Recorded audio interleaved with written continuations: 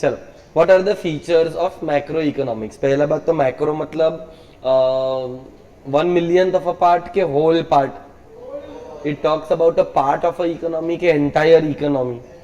So can I say the analysis of the entire economy is called as macroeconomics. It deals with total employment, national. सब में एक word common आएगा, या तो total या तो नेशनल। फिर जब हमने माइक्रो इकोनॉमिक्स पढ़ा था तो माइक्रो इकोनॉमिक्स के अंदर कौन सा इक्विलिब्रियम था? माइक्रो इकोनॉमिक्स के अंदर कौन सा इक्विलिब्रियम था? पेपर रख दे और इधर ध्यान दे, वहां पर पार्शियल, तो यहां पर जनरल। वहां पर इंडिपेंडेंट वेरिएबल थे, यहां पर देर इज इंटरडिपेंडेंस। कैन आई से प्रोडक्शन की वजह से आउटपुट, आउटपुट के वजह से एम्प्लॉयमेंट, प्रोडक्शन की वजह से आउटपुट, आउटपुट की वजह से एम्प्लॉयमेंट, एम्प्लॉयमेंट की वजह से इनकम, कंजम्पशन, इन्वेस्टमेंट। ये सब करने के वजह से हम एक वेरिएबल का स्टडी कर रहे हैं कि मल्टीपल वेरिएबल्स का स्टडी कर रहे हैं। सो देर इज इंडिपेंडेंस के there is interdependence. Micro economics में क्या आएगा? देयर विल, माइक्रो इकोनॉमिक्स में there will be isolation, whereas macro economics में there will be interdependence. Micro economics में we talk about prices of how many commodities, one particular commodity, जबकि macro economics में particular commodity के general price level. So यहां पर एक word आया general price level. Next वाला, ये थियरी का नाम क्या है? इनकम। माइक्रो में तो जो थियरी था उसका नाम इनकम। सो माइक्रो इकोनॉमिक्स में हम क्या पढ़ते हैं? Micro economics is called as which theory? Price theory. तो macro economics is called as which theory? Income theory. उसके बाद आता है मैक्रो इकोनॉमिक्स के अंदर भी स्टडी वेरियस ग्रोथ मॉडल्स, मतलब इकोनॉमी में ग्रोथ लाना है। ग्रोथ मतलब राइज इन,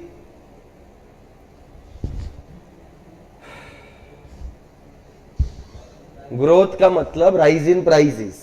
मस्त, मतलब देश के अंदर भाव बढ़ा डालो, देश ग्रो करेगा। सप्लाई के लिए क्या बढ़ाना पड़ेगा? प्रोडक्शन बढ़ाना पड़ेगा। मतलब कहने से ग्रोथ मॉडल का मतलब होता है आउटपुट बढ़ाने के तरीके।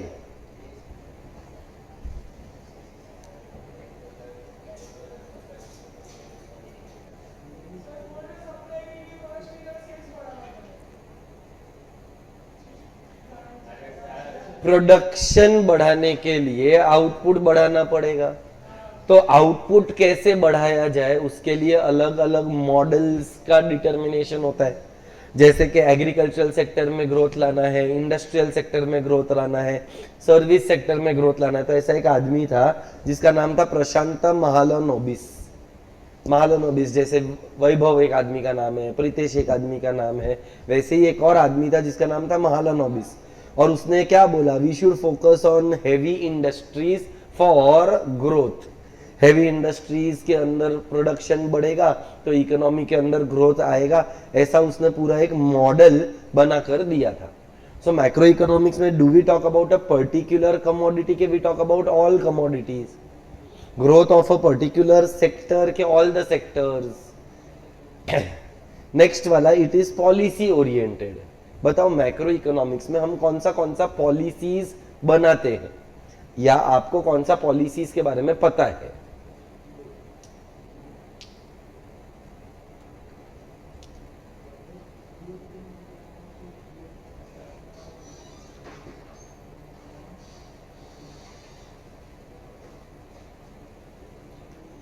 Which are the policies that you have heard about? Have you heard about any policy?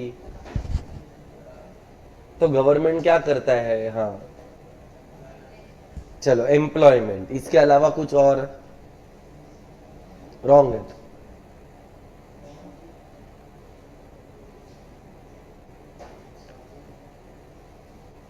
Monetary policy, fiscal policy, international trade policy, external affairs policy. अब बेटा मॉनिटरी पॉलिसी बोल बेटा, नाम में ही क्या है? मॉनिटरी। मॉनिटरी का मतलब,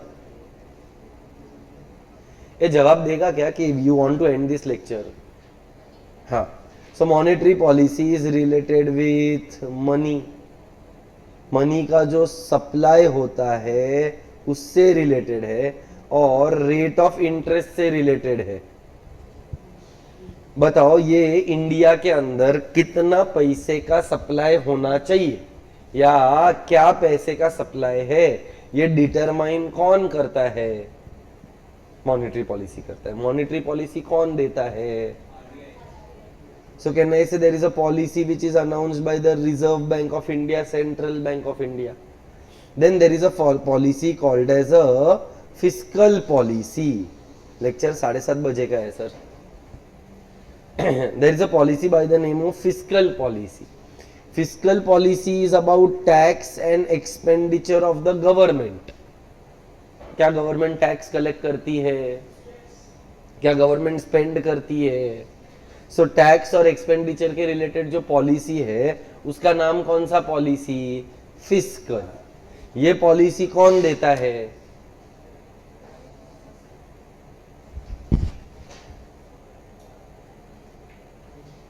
थोड़ा आवाज नहीं आ रहा है, बराबर से बात करेगा क्या?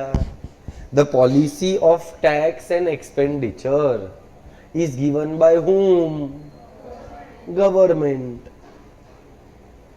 सो बेटा एक पॉलिसी का नाम मॉनेटरी पॉलिसी, एक पॉलिसी का नाम फिस्कल पॉलिसी।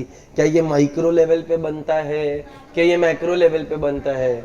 इसीलिए there is a policy oriented concept. It suggest economic growth कैसे लाना है, generate employment, control inflation and depression, ये सबके लिए पॉलिसीज बनती है। वो पॉलिसीज दो टाइप का है, या तो मॉनेटरी पॉलिसी है या तो फिस्कल पॉलिसी है या तो एक और है इंटरनेशनल ट्रेड पॉलिसी। नेक्स्ट वाला कौन सा मेथड? वहां पर कौन सा मेथड था माइक्रो इकोनॉमिक्स में? स्लाइसिंग। तो मैक्रो इकोनॉमिक्स में जो मेथड आएगा वो lumping. Are we clear with that? So total कितने पॉइंट्स आए? 7। मैक्रो इकोनॉमिक्स के, अच्छा एक और आ गया, स्टडी ऑफ व्हाट? वहां पर क्या था? Study of individual. So you just need to differentiate between micro and macro. 5 से 6 पॉइंट तो ऐसे ही मिल जाएगा। माइक्रो के अंदर कौन सा मेथड, मैक्रो के अंदर लंपिंग, ये एक पॉइंट हो गया दोनों आंसर का। माइक्रो इकोनॉमिक्स में कौन सा? Equilibrium, partial. मैक्रो में जनरल इक्विलिब्रियम। जब भी हम माइक्रो इकोनॉमिक्स का बात करते हैं तो कौन सा theory? Price theory. Macro economics is income theory. Micro economics के अंदर हम जब भी बात करते हैं तो study of an, whereas macro economics is study of aggregates. Micro economics का स्कोप नैरो है, मैक्रो का स्कोप वाइड है। 5 से 6 पॉइंट तो ऐसे ही हो जाएंगे। 2 और पॉइंट हम, मेरे को याद आ रहा है, एक ग्रोथ मॉडल, ग्रोथ के जो मॉडल्स है महालनोबिस वाला, और दूसरा अपना एक और पॉइंट था which was policy oriented. So macro economics में ग्रोथ के मॉडल्स होते हैं, मैक्रो इकोनॉमिक्स पॉलिसीज पर डिपेंड करता है, एम्प्लॉयमेंट की पॉलिसीज, इन्फ्लेशन की पॉलिसीज, इंटरनेशनल ट्रेड की पॉलिसीज, टैक्स और एक्सपेंडिचर की पॉलिसी, मनी सप्लाई की पॉलिसी, अलग अलग टाइप का पॉलिसीज होता है। माइक्रो इकोनॉमिक्स में we study things in isolation.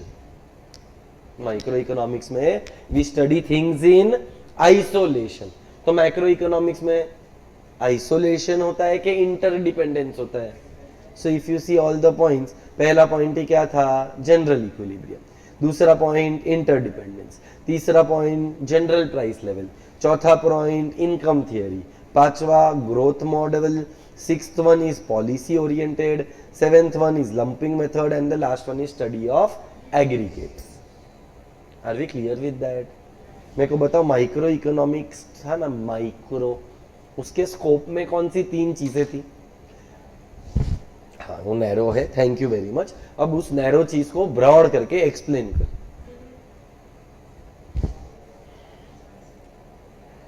उसको एक्सप्लेन करना है तेरे को। What is the scope of micro economics? Books बंद।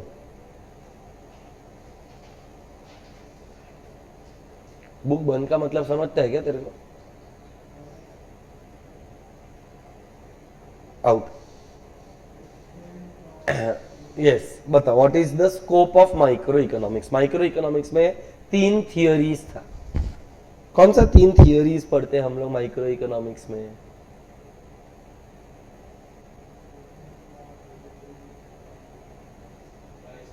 ओके, प्राइस कैसे डिटरमाइन होता है?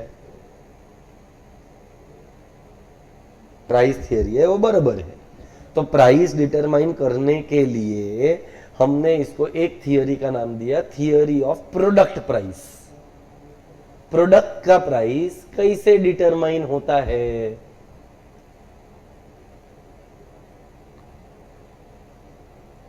पढ़ना पड़ता है। ऐसे ही मुंह उठाकर हर लेक्चर में आ जाते हो, वो भी हर लेक्चर में लेट। ऐसा एक लेक्चर नहीं हुआ जब भी तू टाइम पे आई हो या आया हो।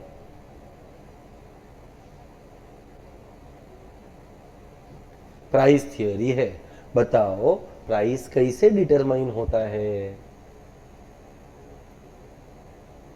कंज्यूमर डिसाइड करता है, प्रोड्यूसर डिसाइड करता है, प्राइस मार्केट में बनता कैसे है? So demand and supply forces. तो प्रोडक्ट प्राइस के अंदर दो चीज था, theory of demand, theory of supply. Demand analysis and supply analysis, ये एक थियरी हुआ। फिर और किसका प्राइस होता है प्रोडक्ट के अलावा?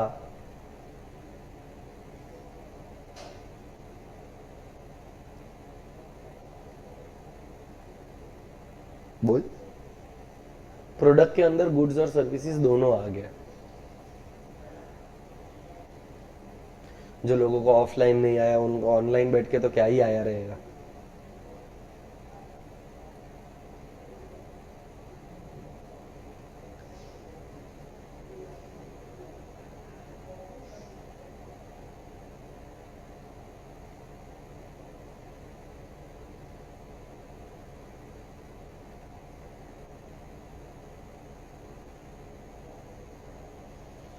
हिंट देता हूं, एक प्रोडक्ट प्राइस होता है तो एक फैक्टर प्राइस होता है।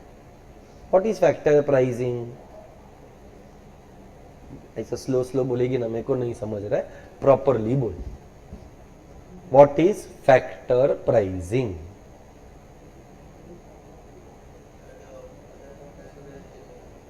वाओ, जो अदर फैक्टर्स है जैसे कि इनकम, जैसे कि प्राइस ऑफ सब्सटीट्यूट गुड, जैसे कि प्राइस ऑफ कॉम्प्लीमेंट्री गुड, जैसे कि future expectation about price, technology, government policy, ये लोगों का प्राइस।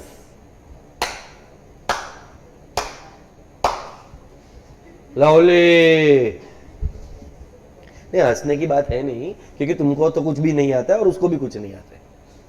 तू तो एग्जाम देकर बैठा है, बहुत शर्म कर। एक्सप्लेन कर, तू जो बोलना चाहती है ना वो क्लियर स्पष्ट भाषा में बोल। मैं अग्री करेगा या तो डिसअग्री करेगा। हाँ,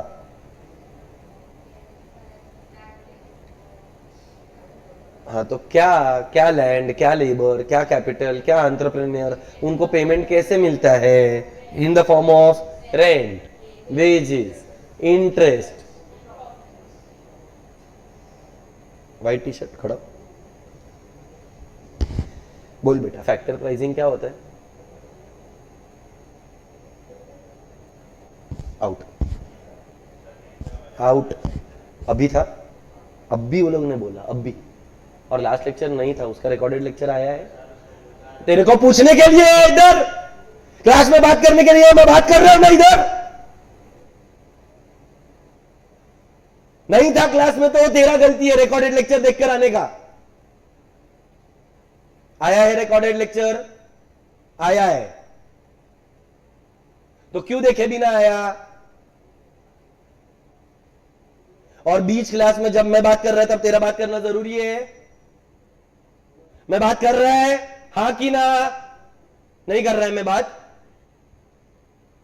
आउट। वैभव खड़ो। What is factor pricing? मत बैठ उधर और टाइम पर आया कर, लोगों को आने जाने में तकलीफ होता है। इतना बड़ा क्लासरूम है, दिखता नहीं है तुम लोगों को? तुम लोग भी पीछे मत बैठा करो, आगे बैठा करो अगर ऐसा ही प्रॉब्लम है तो। Sit here.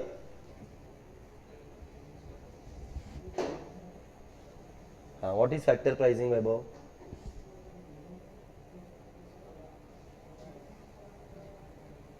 Pricing for the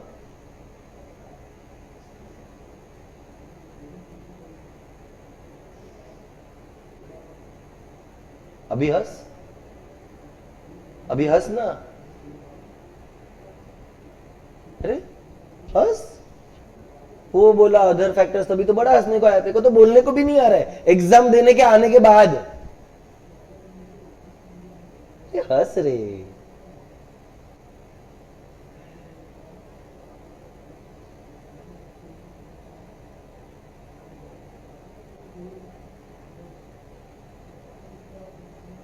जब वो बोल रही है तभी तेरे को ध्यान नहीं देने का है। हाँ तुम लोग भी, वो नहीं तू नहीं, रुक, वो और ये वाला लड़का, क्योंकि ये 4 लोग इन्वॉल्व थे, चारों बाहर जाएंगे आज। हाँ भाई बोल, व्हाट इज फैक्टर प्राइसिंग, क्योंकि जो तू बोला वो तो गलत था बेटा अनफॉर्चुनेटली, पर इसने अभी जस्ट बोला what is factor pricing.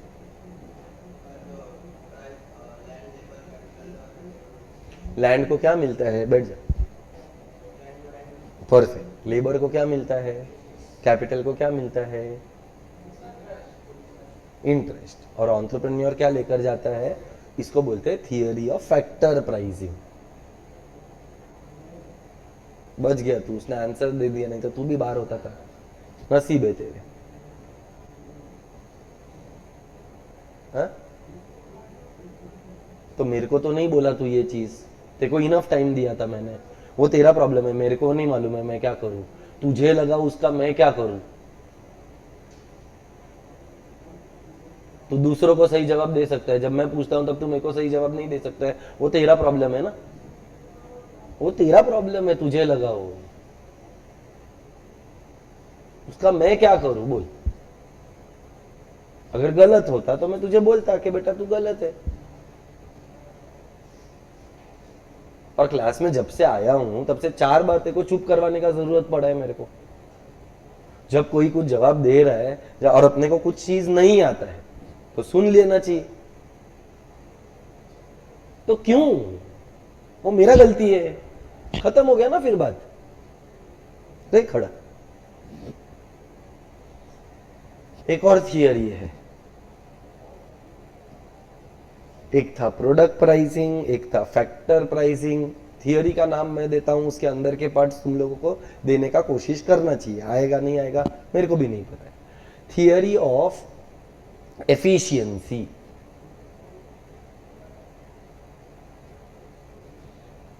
What is the theory of efficiency, उसके अंदर 3 पार्ट्स है।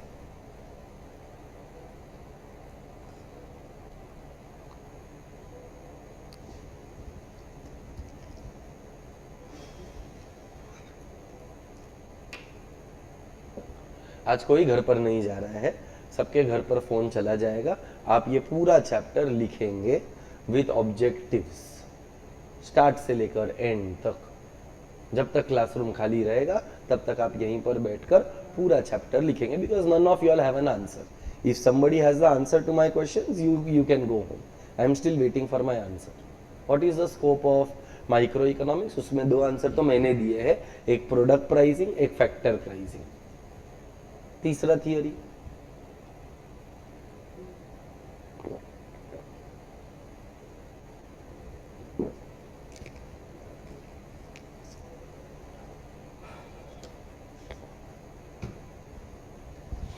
efficiency in production, efficiency in consumption, overall economic efficiency। Production में एफिशिएंसी तब आता है जब आउटपुट मैक्सिमम होता है, कंजम्पशन में एफिशिएंसी तब आता है जब सेटिस्फैक्शन मैक्सिमम होता है, और ओवरऑल इकोनॉमिक एफिशिएंसी तब होता है जब इकोनॉमी के लोगों को जो गुड्स डिजायर्ड है वो प्रोड्यूस करके मिल रहे हैं। सो कंज्यूमर का जो डिजायर है वो प्रोड्यूसर ने बनाया, तो इसको बोलते हैं overall economic efficiency, which was a part of scope of micro economics. Efficiency in production, अब मैंने बोला था थियरी ऑफ एफिशिएंसी, एफिशिएंसी तब होता है जब इकोनॉमी में वेलफेयर होता है। सो थियरी का नाम है theory of economic welfare. Welfare के अंदर efficiency in production, efficiency in consumption and overall economic efficiency. Production में एफिशिएंसी कब आता है? When there is maximum output. Consumption में कब आता है? When maximum total satisfaction. और इकोनॉमिक एफिशिएंसी क्या होता है? जब production of those goods happen which are most desired by the consumers. How is price determined? दूसरी बार सेम सवाल पूछ रहे। प्राइस इज कैसे? डिमांड एंड सप्लाई फोर्सेस से डिटरमाइन होता है। Demand curve is a dash sloping curve. Demand curve is a dash sloping curve downward. Supply curve is an, दोनों का जहां पर मिलन होता है वो होता है इक्विलिब्रियम प्राइस। ये शायद आपने डिमांड चैप्टर में शायद पढ़ाया रहेगा, आई डोंट नो, बट नहीं भी पढ़ाया है तो भी लास्ट क्लास में अपन ने ये प्रोडक्ट प्राइसिंग पढ़ा था। प्रोडक्ट का price is determined by demand and supply.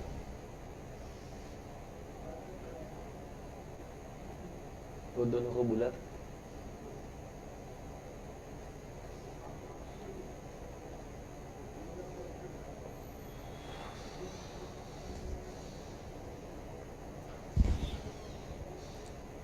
अगले लेक्चर से अगर कोई मेरे को 7:30 के बाद 1 मिनट भी लेट दिखा है ना, मैं आपको आने नहीं देगा।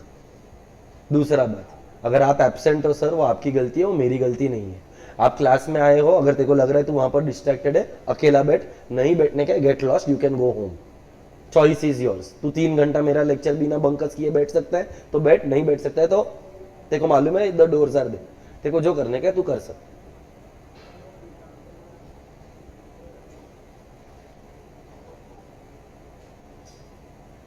तू बैठने का है कि जाने का है, बैठ। और अगर बीच में बंकस किया है ना तो बर्बाद है तू। एक ही आंसर बचा है, उसके बाद इसके ऑब्जेक्टिव्स करने हैं। एंड यू, अच्छा बाय द वे, आज सब लोग वापस बोल रहे हैं, कोई है जिसको ऑब्जेक्शन है ऑफ सिटिंग, तो मैं अभी तुम्हारे पेरेंट्स के साथ बात कर रहा है। Everybody will sit in the classroom today till the time you are not done with this entire chapter का writing practice। पूरा क्वेश्चन 1 से लेकर क्वेश्चन 7 तक आप सारे आंसर्स लिखेंगे, यहां पर सबमिट करेंगे, जीनल मैडम या मीता मैडम चेक करेंगे, आपके पेरेंट्स को फोन पहुंच जाएगा रीजन के साथ कि when asked in the classroom no answers were given, that is the reason why you all are sitting over here till the time you are not done with writing of the entire chapter. किसी को कोई काम है, college है, हाँ क्या है, कोई बात नहीं, आज घर पे बात कर लेंगे अपन। कॉलेज में अटेंडेंस 100% तो कंपलसरी होता नहीं, कौन सा कॉलेज है?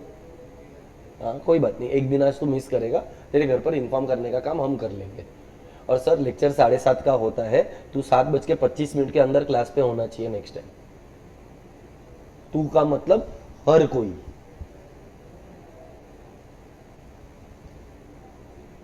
चल एक और आंसर बचा था, that is importance of macro economics. तो मैक्रो इकोनॉमिक्स हमको किधर काम में आता है?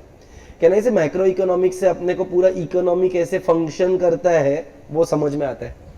माइक्रो के अंदर क्या होता है, पूरे इकोनॉमी के बारे में समझ में आता है कि only a particular part of the economy, particular part of the economy. तो मैक्रो इकोनॉमिक्स का फायदा क्या है? इट इज स्मॉल एग्रीगेट्स के study of large aggregates.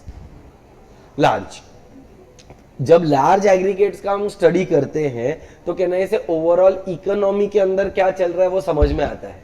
That is why macro economics पढ़ने से पूरा इकोनॉमी का फंक्शनिंग समझ में आता है।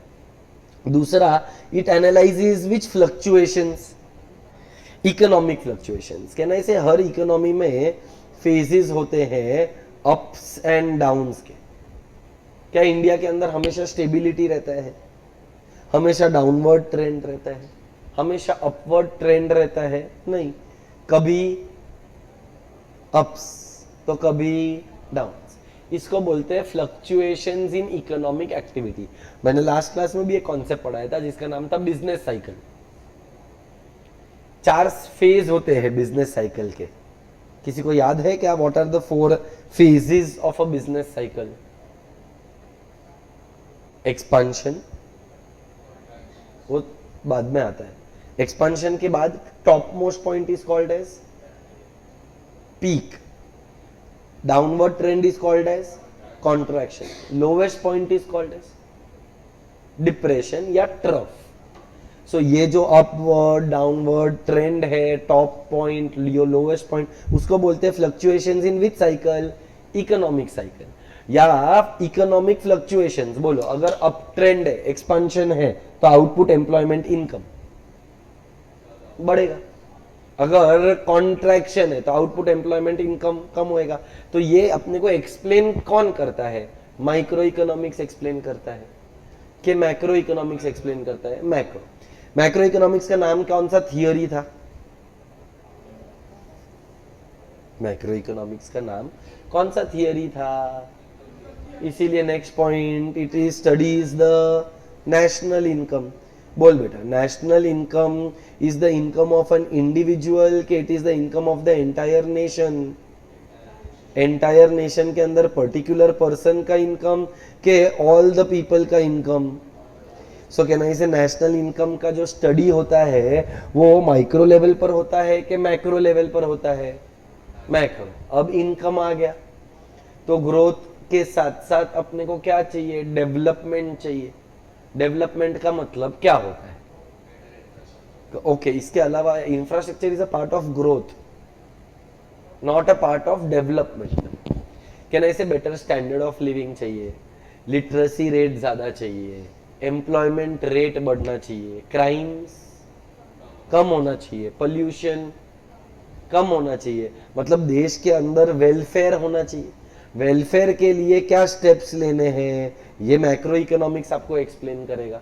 सो लिटरेसी रेट को बढ़ाने के क्या तरीके? इंडियन गवर्नमेंट ने एक स्कीम लॉन्च किया था, सर्व शिक्षा अभियान। सर्व शिक्षा अभियान मतलब जितने भी इंडिविजुअल्स है सबको एजुकेट करना है।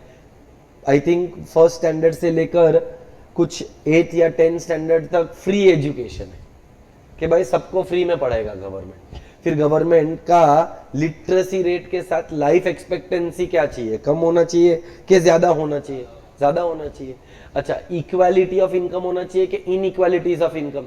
तो ये सब के लिए स्टेप्स लेने पड़ेंगे ना। ऐसा बोलने से इक्वालिटी होता है कि मेजर्स लेना पड़ेगा। और ये सारे मेजर्स माइक्रो इकोनॉमिक्स के पार्ट है कि मैक्रो इकोनॉमिक्स के पार्ट है? They are a part of macro economics. Then we study the performance of an economy. अच्छा, तुम लोग जब पढ़ते हो, पढ़ने के बाद एग्जाम देते हो, वो एग्जाम से ये पता चलता है ना कि हाउ हैव यू परफॉर्म। वैसे ही जब नेशनल लेवल पर या इंटरनेशनल लेवल पर ये देखना है कि इंडिया का पोजीशन क्या है, तो अपने को कंपैरिजन करने के लिए हेल्प होएगा। तो देख, एक और पॉइंट है which is by the name of what? Performance of an economy. एक बार परफॉर्मेंस देखा तो अपन कंपेयर करेगा ना कि इंडिया का performance in comparison to Pakistan, India का performance in comparison to UK, US, Germany, France. अपना रिजल्ट आता है तुरंत अपन क्या बोलते हैं? तेरे को कितना आया। So you compare. Performance measure किधर होता है? मैक्रो में। कंपैरिजन किधर होता है? मैक्रो के अंदर। So macro economics helps in the performance of the economy. Next क्या आया? Study of which variables? Macro economic variables. Like what are macro economic variables? Can I say income, output, employment, general price level, investment, inflation, deflation, all are macroeconomic variables. Individual demand micro variable है कि macro variable? Micro variable है। Individual supply micro। मेरा income but national income, तेरे dad का business micro. Overall economy का जो business macro. सो macro economics में बहुत सारे वेरिएबल्स है, उसका स्टडी कौन करता है? Macro economics. और बेटा अगर आउटपुट डिटरमाइन होएगा तो आउटपुट से क्या डिटरमाइन होता है? Level of employment. एम्प्लॉयमेंट और आउटपुट डिटरमाइन होएगा तो क्या डिटरमाइन होएगा? Level of income. Are we clear with that? So बेटा this is the importance of macro economics. Done? Sure हो? अब I want you to first ये वाला डिस्टिंग्विश बिटवीन, तो आप समझ के चलो one of the most sure short question है एग्जाम के अंदर, क्योंकि ये एक ही आंसर में 2 आंसर कवर हो जाता है।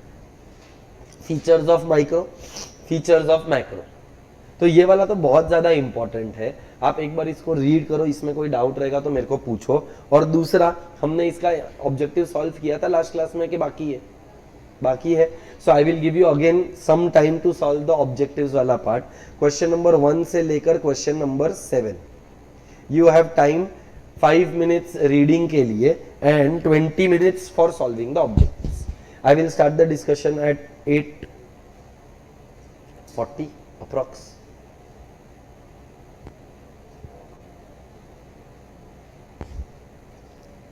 बोल क्या? स्लाइसिंग लंपिंग पूछ सकते हैं, पार्शियल इक्विलिब्रियम भी मतलब अपने को देखिए, ये जो मटेरियल है ना वो तो पूरा पढ़ के ही जाना पड़ेगा वैभव। अपना जो गवर्नमेंट टेक्स्ट बुक है ना उसके अंदर वो लोग डिस्टिंग्विश बिटवीन बनाकर नहीं देते, वो लोग सिर्फ हेडिंग दे देते।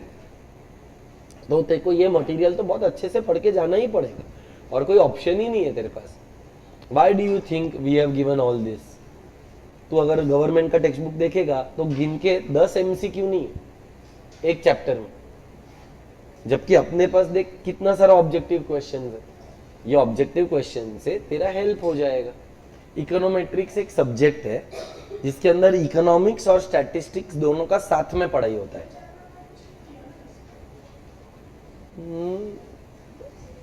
है इसका पार्ट बट अपने सिलेबस में नहीं, ऑप्शन में दिया रहेगा। बोलो बेटा।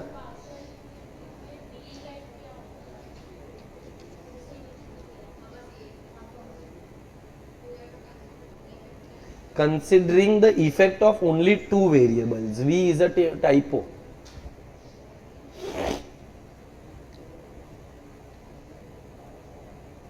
So partial equilibrium is the study of only two variables assuming all the other factors remaining constant. General equilibrium के अंदर we study all the variables and interdependence of the variable. So वो V effect नहीं है बेटा, वो V is a typing error.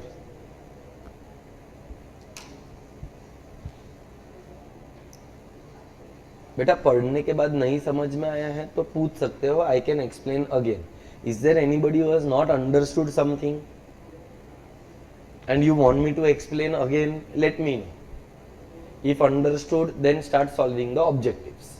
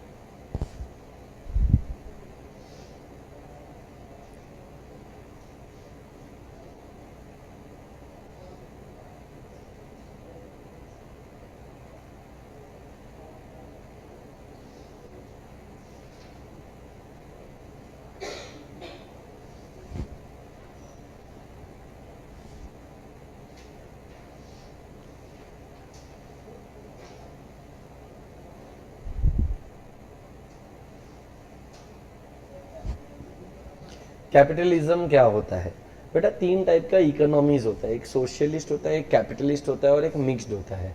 Capitalist economy में जहाँ पर गवर्नमेंट का इंटरफियरेंस नहीं होता है उसको कैपिटलिज्म बोलते हैं।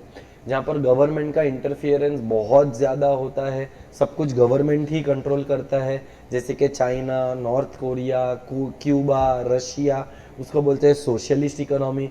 और जहाँ पर प्राइवेट और पब्लिक सेक्टर दोनों होता है और उसमें पब्लिक और प्राइवेट सेक्टर मिलकर काम करते हैं तो उसको बोलते हैं मिक्स्ड इकोनॉमी। प्राइवेट सेक्टर का मेन मोटिव क्या होता है? प्रॉफिट। सोशलिज्म का मेन मोटिव क्या होता है? वेलफेयर। और मिक्स्ड इकोनॉमी तो थोड़ा इसका ढापा थोड़ा उसका ढापा, अपना India is a mixed economy.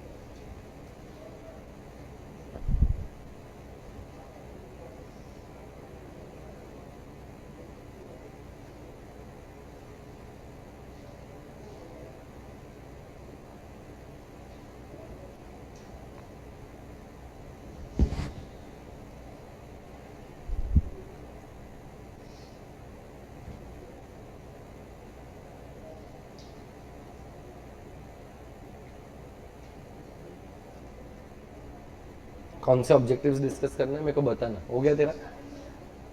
सब नहीं करेगा, जिसमें डाउट वो करेगा। आंसर्स तो नीचे दिया हुआ ही है। हाँ, तो फिर मैं सब पर क्यों टाइम वेस्ट करूं बेटा? बेटर तेरे को जिसमें जिसमें डाउट आया, जो तेरे को कंफर्टेबल, हाँ हाँ, पर और कोई रहेगा ना जिसको डाउट रहेगा तो पूछ लेता हूँ। क्वेश्चन 1 में कोई, थर्ड एंड फिफ्थ, चलो थर्ड वाला। Method which is used in micro economics, lumping नहीं है, एग्रीगेटिव नहीं है, इंक्लूसिव मेथड का अपने मेथड से कोई लेना देना नहीं है, पर अपन ने स्टैट्स में पढ़ा है upper limit, lower limit. When upper limit of one class is included in the lower limit of the other class, it is called as an inclusive method. हमने पार्टीशन वैल्यूज करके एक चैप्टर पढ़ा था 11th में, उसमें class intervals होते हैं। Class intervals दो टाइप का होता है, या तो इंक्लूसिव होता है या तो एक्सक्लूसिव होता है। आंसर आएगा only slicing method. Fifth, which is not a feature of micro.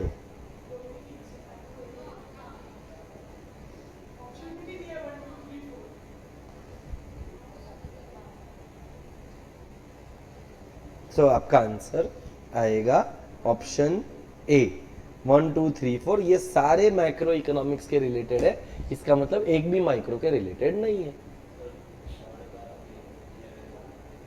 Third का 11th, क्वेश्चन नंबर 3 ना, रुक जा, वो उसको क्वेश्चन 2 में भी डाउट है। अभी तो अपन क्वेश्चन 1 पे ही है, रुक जा, आएगा तभी अपन करते।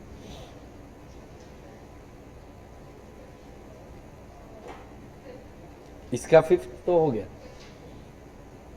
क्वेश्चन 1 में कुछ और भूमि, क्वेश्चन 2 का 5th।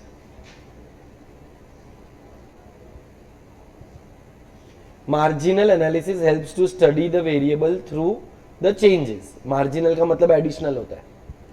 सो ये स्टेटमेंट तो मेरे को ट्रू लग रहा है। प्रोसीजर बोल रहा है, producers and consumers take economic decisions via marginalism principle, ये भी ट्रू है। पर क्या ये आर ए के लिए करेक्ट एक्सप्लेनेशन है? Producers and consumers take economic decisions through marginal principle because marginal analysis helps to study a variable through changes. नहीं। So दोनों स्टेटमेंट तो मेरे को ट्रू लग रहा है, पर आर ए के लिए एक राइट एक्सप्लेनेशन नहीं लग रहा है, उसका कारण नहीं लग रहा है मेरे को। मेरे को लगता है आंसर होना चाहिए डी। नेक्स्ट क्वेश्चन 3 पर जाऊं, 5th, 11th. Macroeconomics is a study of a firm. Okay. To understand how the level of dash is determined, we must study the function of consumption and investment. So देख, दो option है अपने पास, actually 3 option है। Income भी हो सकता है, output भी हो सकता है, एम्प्लॉयमेंट भी हो सकता है।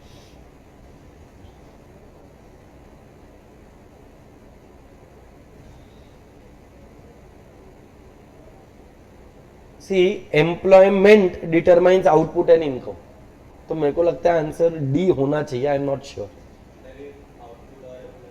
क्या आंसर दिया है, क्योंकि देख एम्प्लॉयमेंट बढ़ेगा तो आउटपुट बढ़ेगा तो इनकम बढ़ेगा। क्यों? क्योंकि अगर तू इन्वेस्ट करेगा, investment not in investment in a business का बात चल रहा है, तो अगर बिजनेस में इन्वेस्टमेंट बढ़ेगा तो आउटपुट एंड एम्प्लॉयमेंट दोनों ही बढ़ेगा। तो कंजम्पशन बढ़ेगा तो उसके वजह से प्रोड्यूसर को प्रोडक्शन बढ़ाने के लिए इन्वेस्टमेंट बढ़ाना पड़ेगा, इन्वेस्टमेंट बढ़ेगा तो एम्प्लॉयमेंट बढ़ेगा, एम्प्लॉयमेंट बढ़ेगा तो आउटपुट बढ़ेगा, आउटपुट बढ़ेगा तो इनकम बढ़ेगा। करेक्ट करेक्ट करेक्ट, क्योंकि आउटपुट के पहले क्या बढ़ता है? एम्प्लॉयमेंट बढ़ता है, एम्प्लॉयमेंट बढ़ने के वजह से आउटपुट बढ़ता है ना। तो इसीलिए मेरे को देख, तो ऑप्शन में कंफ्यूजन है, इनकम भी हो सकता था, आउटपुट भी हो सकता था, एम्प्लॉयमेंट, पहले किस पर इंपैक्ट आता है, एम्प्लॉयमेंट, इसलिए मैंने भी वही लॉजिक लगाकर आंसर डी दिया, नीलम ने भी आंसर डी दिया है, same logic.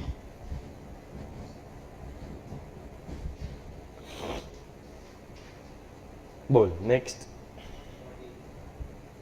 The study of dash gives the problem created by inflation, general price level.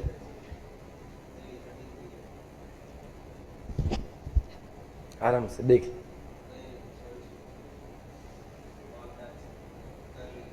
Okay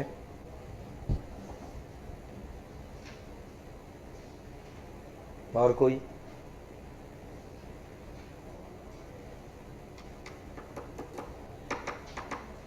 done. ये नेक्स्ट वाला पूछो। क्वेश्चन नंबर 5 में डाउट है, हाँ तो 5 वाला करते हैं। 4 में मुझे भी नहीं लगता है, मैच द कॉलम में किसी को जनरली डाउट होता नहीं है। बोल 5th वाला करते हैं अभी।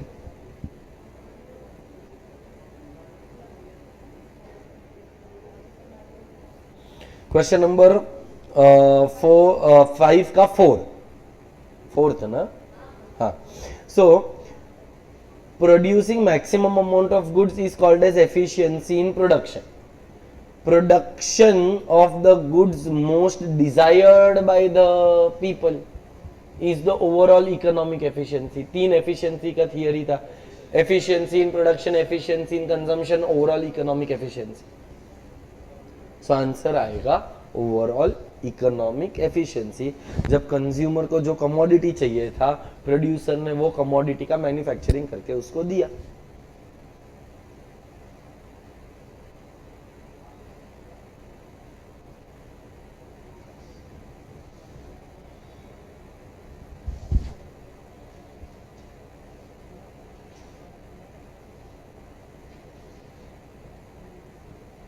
और कोई?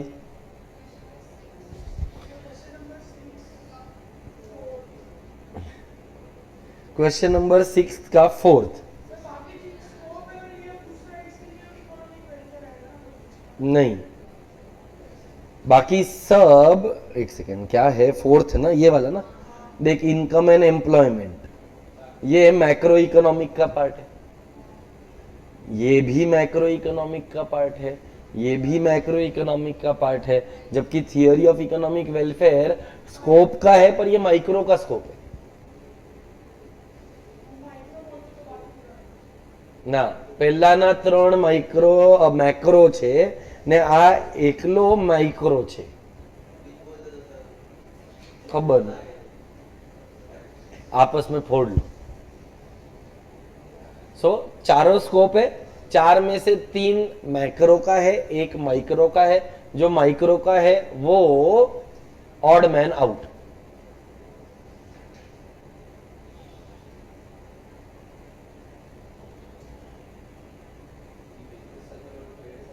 एक ही होता है, business cycle, trade cycle, economic cycle, expansion, peak, contraction, trough.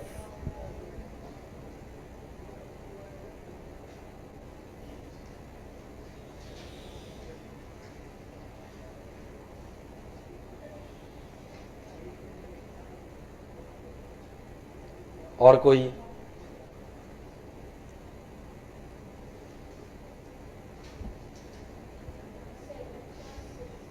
Seventh का 6th।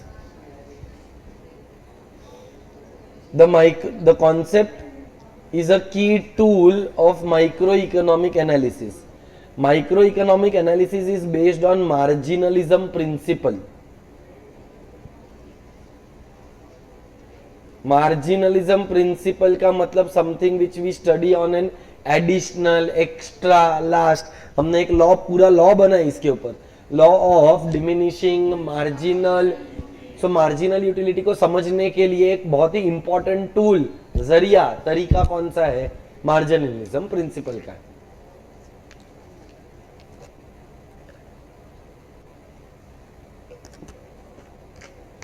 Features of micro economics में देख, पॉइंट नंबर 7 रहेगा, यूज ऑफ मार्जिनलिज्म प्रिंसिपल। और उसके अंदर लिखा हुआ है कि it is a very important tool for understanding micro economics.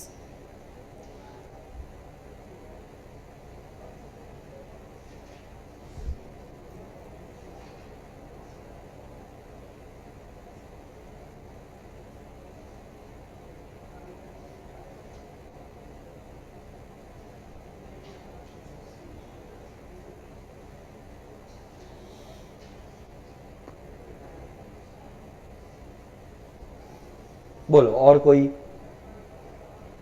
Done है? Sure. So we'll just take introduction of the next chapter and then take a break के बाद we will continue with that chapter।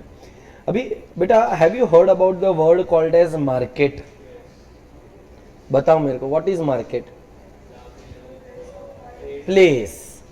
So can I say in ordinary language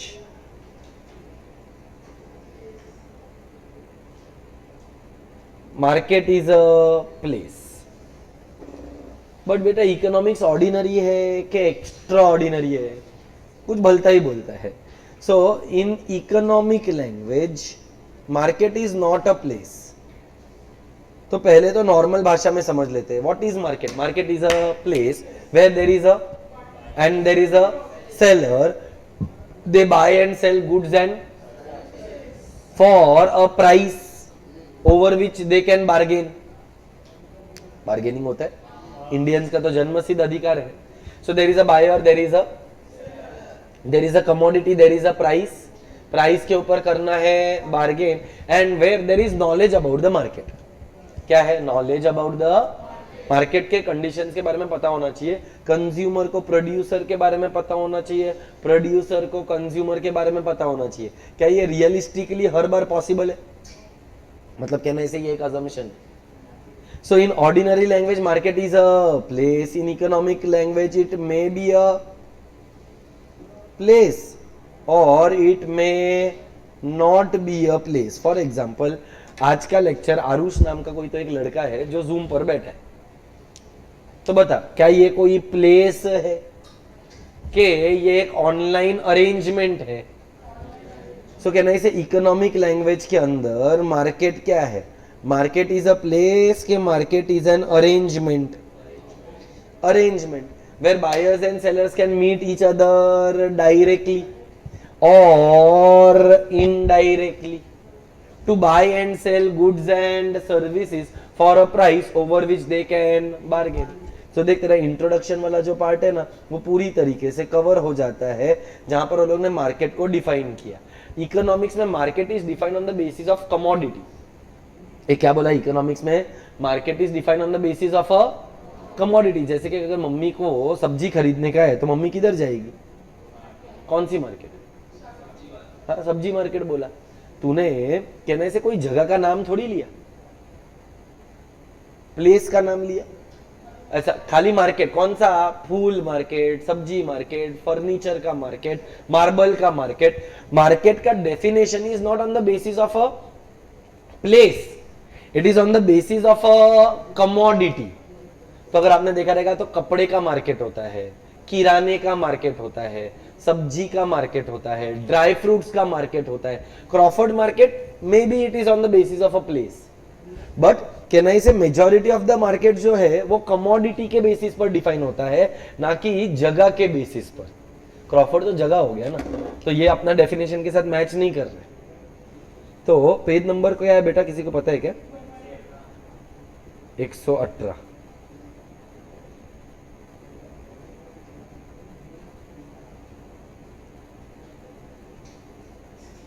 चल सो बेटा सबसे पहला तो marking ले देना मीनिंग ऑफ अ मार्केट के अंदर। Market is an arrangement through which buyers and sellers come in contact with each other directly or indirectly to exchange goods and services which takes place amongst them।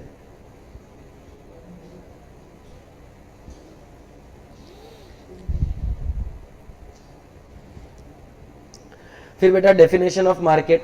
Economics understand market not at any particular market place, place पर नहीं है which things are bought and sold, but the whole or any region where buyers and sellers are in close contact with each other to buy the same goods, which tends to equality easily and quickly.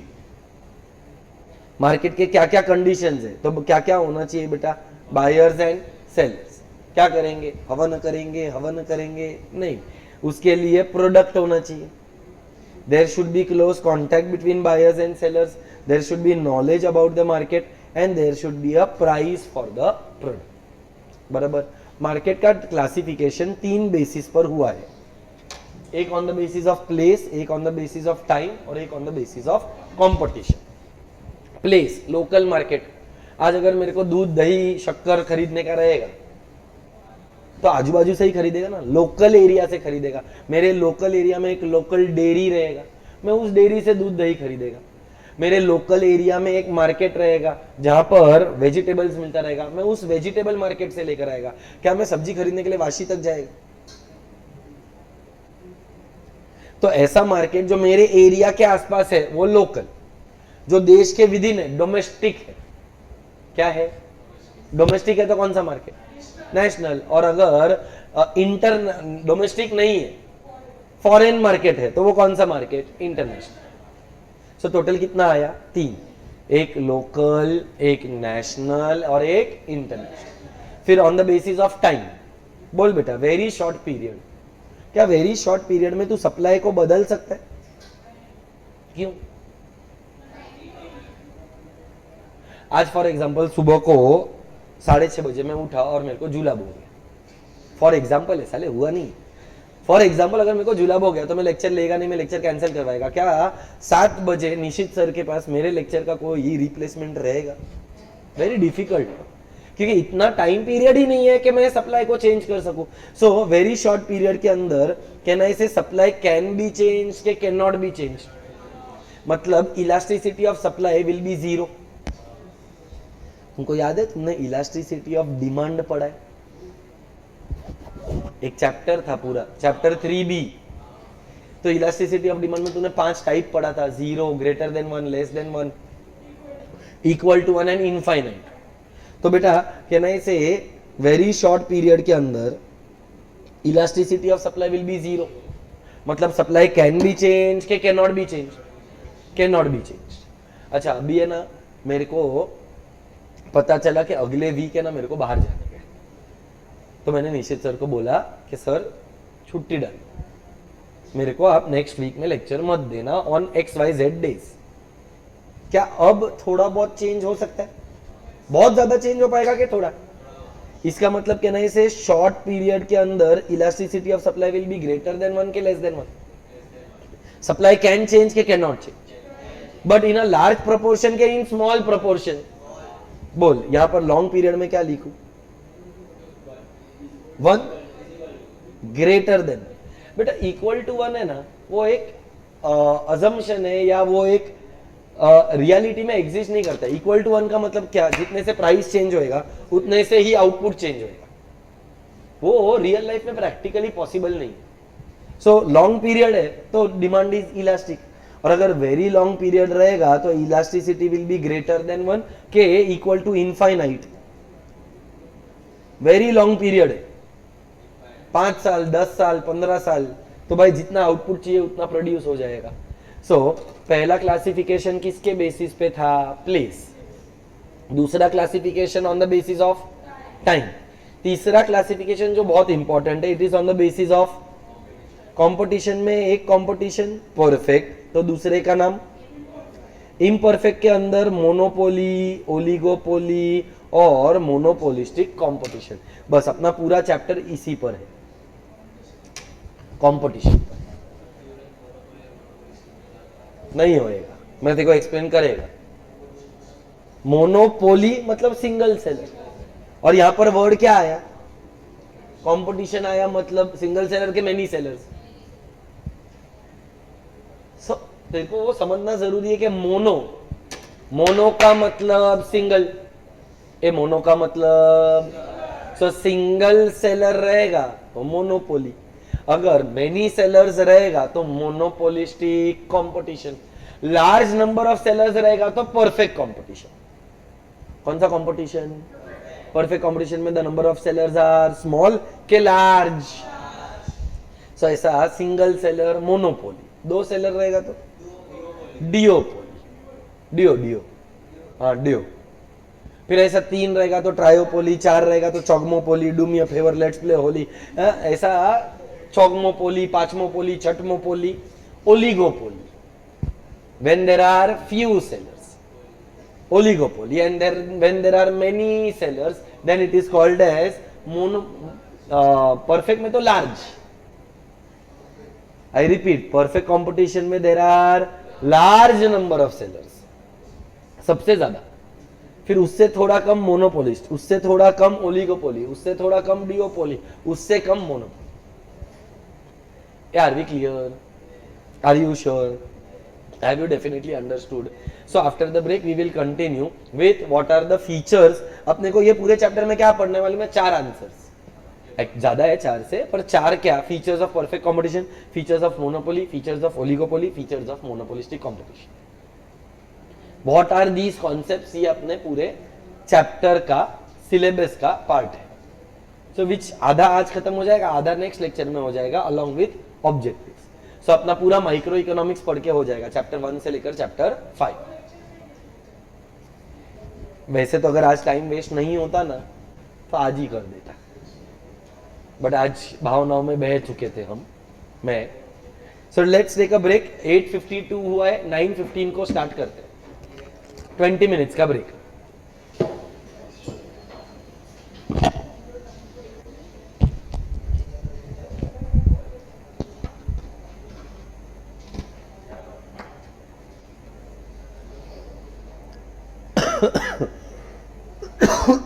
चल, classification of market कितने type का था? तीन। कौन सा तीन type? On the basis of time, competition and place. Place के अंदर तीन type, local, national, international. Time के अंदर चार, very short period, long period, very long period. 2-3 दिन, एक आध हफ्ते का टाइम पीरियड रहेगा तो very short, up to 1 year का टाइम रहेगा तो 1 to 5 years का टाइम रहेगा तो 5 years से ज्यादा रहेगा तो। फिर on the basis of competition, competition का मतलब number of sellers. So competition का मतलब क्या? On the basis of number of sellers. Single seller रहेगा तो monopoly, 2 seller, few sellers, many sellers, monopolistic competition. और अगर large number of buyers and sellers रहेगा तो perfect competition. Are we clear with that? Sure हो? चल, अब what are the features of perfect competition? देख भाई, परफेक्ट कंपटीशन रियलिटी में एग्जिस्ट करता नहीं, it is an idealistic competition. देख, इकोनॉमिक्स अपने को क्या समझाता है मालूम है कि what is ideal, what is real, and what is, how do we fill the gap between real and ideal. क्या बोला? इकोनॉमिक्स क्या पढ़ाता है? What is ideal. फिर क्या पढ़ाता है? व्हाट इज, और इकोनॉमिक्स में हम कोशिश करते हैं कि इस गैप को कैसे कम किया जाए। सो कहना है इसे परफेक्ट कंपटीशन रियलिटी में एग्जिस्ट करता नहीं, it is based on many assumptions. Perfect competition is based on many assumptions. Now what are the points, what are the features of perfect competition? सबसे पहला, there are dash number of buyers and sellers, many के large, so there are large number of buyers, large number of sellers, they sell a homogeneous commodity। कौन सा commodity? homogeneous का मतलब same, identical, एकदम ditto, matching, जो तू बेच रहा है वही मैं बेच रहा है। For example, Mulund railway station पर प्लेटफॉर्म नंबर 1 पर मैं खड़ा है, प्लेटफॉर्म नंबर 2 पर ये है, प्लेटफॉर्म 3 पर वैभव है, प्लेटफॉर्म नंबर 4 पर जिनेश है, और हम चारों लोग क्या कर रहे हैं? जिनेश ही है ना? हाँ, जिने है। हम चारों लोग एक एक प्लेटफॉर्म को पर खड़े हैं और गा रहे, सिंग ले लो सिंग। हम सिंग वाले हैं, सिंग चना बेच रहे। अब मेरे को बता, मैं जो बेच रहे हैं वही वो भी बेच रहे, हमारा प्राइस अलग रहेगा कि सेम रहेगा? सेम ही रहता है, क्योंकि तेरा प्रोडक्ट होमोजीनियस है। तेरा प्रोडक्ट, अच्छा, एक अगर होशियारी मार के बोलेगा कि मैं 10 रुपए का सिंग नहीं, मैं 50 रुपए का सिंग बेचेगा, तो कोई खरीदेगा क्या? क्योंकि मार्केट में मैं अकेला सेलर है, अच्छा ये तो हम लोग प्लेटफॉर्म नंबर 1 पर 4 ही लोग हैं, वो लोग बोले सर हमको क्यों छोड़ दिया, हमको भी खड़ा रखो, हम भी सिंग बेचेगा। तो स्टार्ट पे थाना वाले गेट पर हम लोग खड़े हैं, मुलुंड वाला है वो घाटकोपर वाले साइड पर वो लोग खड़े हैं, लड़की लोग बोले sir why are we left out, तुम लोग भी हो, तुम लोग बीच में खड़े हो। हर हम दोनों जगह से प्रोटेक्शन है, राइट में लड़का है, लेफ्ट में लड़का है, बीच में तुम लोग। तो अब मेरे को एक बात बता, can I say there are many sellers selling a homogeneous commodity at a single uniform price. अभी कल उठकर अगर विधि को भी ये धंधा करने का है तो कोई उसको मना कर सकता है? नहीं, आने दे। There is free and there is free exit, no restrictions. So जब फ्री एंट्री फ्री एग्जिट रहता है तो वो मार्केट को हम बोलते हैं परफेक्ट कंपटीशन। सो देख 5 फीचर्स तेरे को याद होना चाहिए जो बहुत सिंपल है।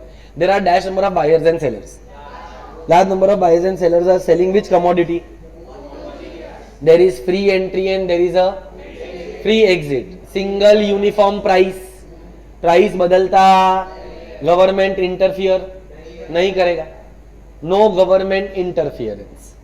पर क्या रियलिटी में ये पॉसिबल है? बेटा गवर्नमेंट तो ऋतिक रोशन बनेगा, गवर्नमेंट तो उंगली करेगा। सो ये रियलिस्टिक नहीं है, ये आइडियलिस्टिक है। Then they assume that there is no transportation cost. क्या बोला? There is no. अब तुम लोग मुझे सोच के बताओ, मैं थाना से आता है, तू किधर रहता है? आप मुलुंड में किधर रहता है? लोक एवरेस्ट में रहता है। वैभव तू किधर रहता है? नाहूर रहता है। अब मैं थाना से आता है, वो नाहूर से आता है, ये मुलुंड से आता है, क्या हम सबका ट्रांसपोर्टेशन कॉस्ट सेम हो सकता है? पर कंपटीशन ने क्या अज्यूम किया? ट्रांसपोर्टेशन कॉस्ट ही नहीं, no transport Vidhi, no transportation cost का मतलब all the sellers are equidistant from the market. क्या बोला? All the sellers are. तो अगर ये मार्केट है तो तू इधर से आएगा, तेरे को सेम खर्चा, मैं इधर से आएगा, मेरे को सेम खर्चा, तू कहीं से भी आ, हर एक सेलर का जो कॉस्ट है वो क्या रहेगा?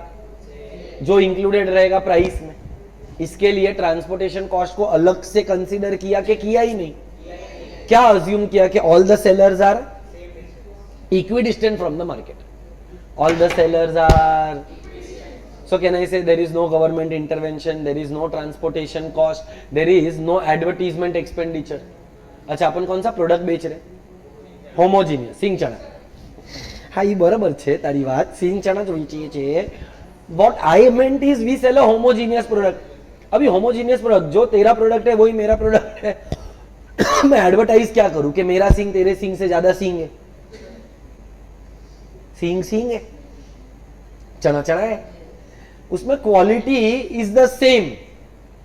होमोजीनियस प्रोडक्ट का मतलब same shape, same size, same colour, same figure, same price. तो एडवर्टीजमेंट का खर्चा नहीं है। जब ऐसा कंपटीशन होता है तो हम उसको बोलते हैं परफेक्ट कंपटीशन, जहां पर डिमांड इज परफेक्टली इलास्टिक। क्या बोला? Demand is not elastic, perfectly elastic. क्या प्रोड्यूस, सपोज कर तू एक प्रोड्यूसर है, तू एक, तेरे को तेरा रेवेन्यू डबल करने का है। रेवेन्यू तू दिन भर चना सिंग बेचकर 500 रुपया कमाता है, अब तेरे को चाहिए कि तू 1000 रुपया कमा। पहले कितना कमाता था, अब कितना कमाने का है? बोल, प्राइस चेंज कर सकते हैं? नहीं, सेल बढ़ाना पड़ेगा। अच्छा रुक, मेरे को और 2-3 सवाल थे, तूने आंसर करेक्ट दे दिया। क्या प्राइस बढ़ा सकते हैं? नहीं। क्यों? क्योंकि सिंगल यूनिफॉर्म प्राइस। बराबर भूमि। क्या क्वालिटी चेंज कर सकता है? क्यों? होमोजीनियस प्रोडक्ट है, क्वालिटी कैसा चेंज करेगा? सिमिलर, सिमिलर नहीं, आइडेंटिकल, एकदम ditto, matching matching, same pinch. 19-20 भी नहीं, 19-20 मतलब similar, same to same, ditto, carbon copy है, तो वो होमोजीनियस। ये बराबर। तीसरा, can I advertise my product? क्या करूं एडवर्टाइजमेंट करके भी? इसका मतलब can I say if a producer wants to double the revenue, तेरे को तेरा रेवेन्यू क्या करना था? डबल, 500 का, तो तेरे को क्या करना पड़ेगा? प्राइस डबल, वर्किंग आवर्स, या तो तेरा क्वांटिटी डबल करना पड़ेगा ना। देख आवर्स भी जाने दे रहे, इन शॉर्ट तेरे को डबल बेचना पड़ेगा। पहले तू 500 पैकेट बेचता था, 50 पैकेट बेचता था 10 रुपए के, अब तेरे को 100 पैकेट बेचने पड़ेंगे। तो can you control the price? You can control the output. You are a price taker. You are a, सिर्फ you के all of us are price takers because upon firm है. नहीं हो सकता है किधर, वो मोनोपोली में होएगा. सो देख, फीचर्स ऑफ परफेक्ट कंपटीशन अपना पढ़ के भी हो गया एक answer. There are large number of buyers and sellers. इसमें किसी को कोई डाउट है क्या? चलो उसके बाद नेक्स्ट वाला point, it cells which product. Homogeneous के इधर आकर चाहिए तो लिख दो 2-3 चीजें. होमोजीनियस का मतलब होता है identical, are dash substitutes to each other, perfect substitutes to each other. Then बेटा there is free entry and there is a free exit. Every factor of production is perfectly, क्या ये रियलिटी में possible है? Factor of production मतलब land, labour, capital, entrepreneur. क्या mobile का मतलब mobile के मोबिलिटी, मोबाइल का मतलब मूवमेंट. क्या हमें completely mobile factor of production है? मतलब इमेजिन कर, ये प्रोफेशनल एकेडमी वालों ने मेरे को पहला लेक्चर दिया बोरीवली, दूसरा लेक्चर दिया डोंबिवली, तीसरा लेक्चर दिया कांदीवली. शाम तक मैं खलीवली हो जाएगा. मतलब मेरे में मोबिलिटी है, पर मैं रहता थाना में, थाना से बोरीवली, बोरीवली से डोंबिवली, डोंबिवली से कांदीवली, कांदीवली से वापस थाना. मर जाएगा मैं. मेरे पास मोबिलिटी है, पर कंप्लीट मोबिलिटी है कि रेस्ट्रिक्टेड है? पर यहां पर अजम्पशन क्या आया? There is perfect mobility of factors of production, जो रियलिटी में पॉसिबल. नेक्स्ट वाला point, which price. Then there should be perfect knowledge about the seller को बायर के बारे में, बायर को सेलर के बारे में पता होना चाहिए. बायर को पता होना चाहिए कि सिंह चना 10 रुपए का ही बिकता है, नहीं तो कोई चूना लगा कर जाएगा. हाँ, अभी कोई फॉरेनर आएगा, उसको चूना लगाएगा, $10 लग गए उसके. चलो उसके बाद there is no government intervention को बोलते हैं laissez faire policy. And finally there is absence of which cost, transportation cost होता नहीं. Are we clear with that?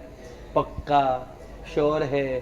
तो one of the most important answers in your syllabus is how are prices determined. How are the prices determined in a perfectly competitive market. तो मैं तेरे को क्या बोल रहा है वो तू ध्यान से सुन. फिलहाल कुछ मत करो, बोर्ड पर ध्यान दो और मेरे को सुनो. चल, does price determine quantity demanded and quantity supplied both? तो प्राइस से आएगा क्वांटिटी डिमांडेड, प्राइस से आएगा क्वांटिटी सप्लाइड. इन दोनों का करेंगे हम लोग कंपैरिजन. कंपैरिजन करने से पता चलेगा कि सरप्लस है, स्कैरसिटी है कि इक्विलिब्रियम है. क्या है समझाता हूं. और उससे इंपैक्ट आता है प्राइस पर, that is effect on price. पहला सिंपल करते हैं. प्राइस 5, 4, 3, 2, 1. प्राइस क्या हो रहा है? राइज हो रहा है कि फॉल हो रहा है? बोलो, what will happen to quantity demanded as price falls, quantity demanded rises.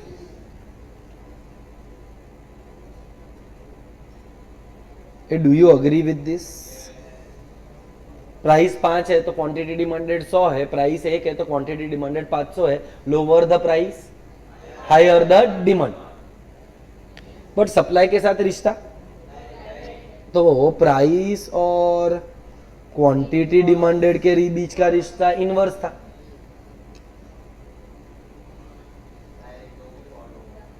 ये डायरेक्ट है तो ये फॉल होएगा.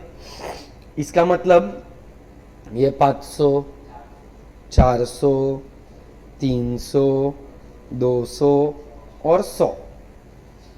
बराबर क्या? अब मेरे को कंपैरिजन करके बताओ. डिमांड 100 है, सप्लाई 500 है, तो दोनों इक्वल है, ग्रेटर है कि लेसर है?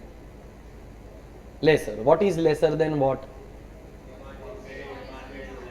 Perfect. Quantity demanded is lesser than quantity supplied. तो क्या इधर ऐसा लिख सकता हूं कि demand is less than supply? ना बोलते. यहां पर भी डिमांड इज,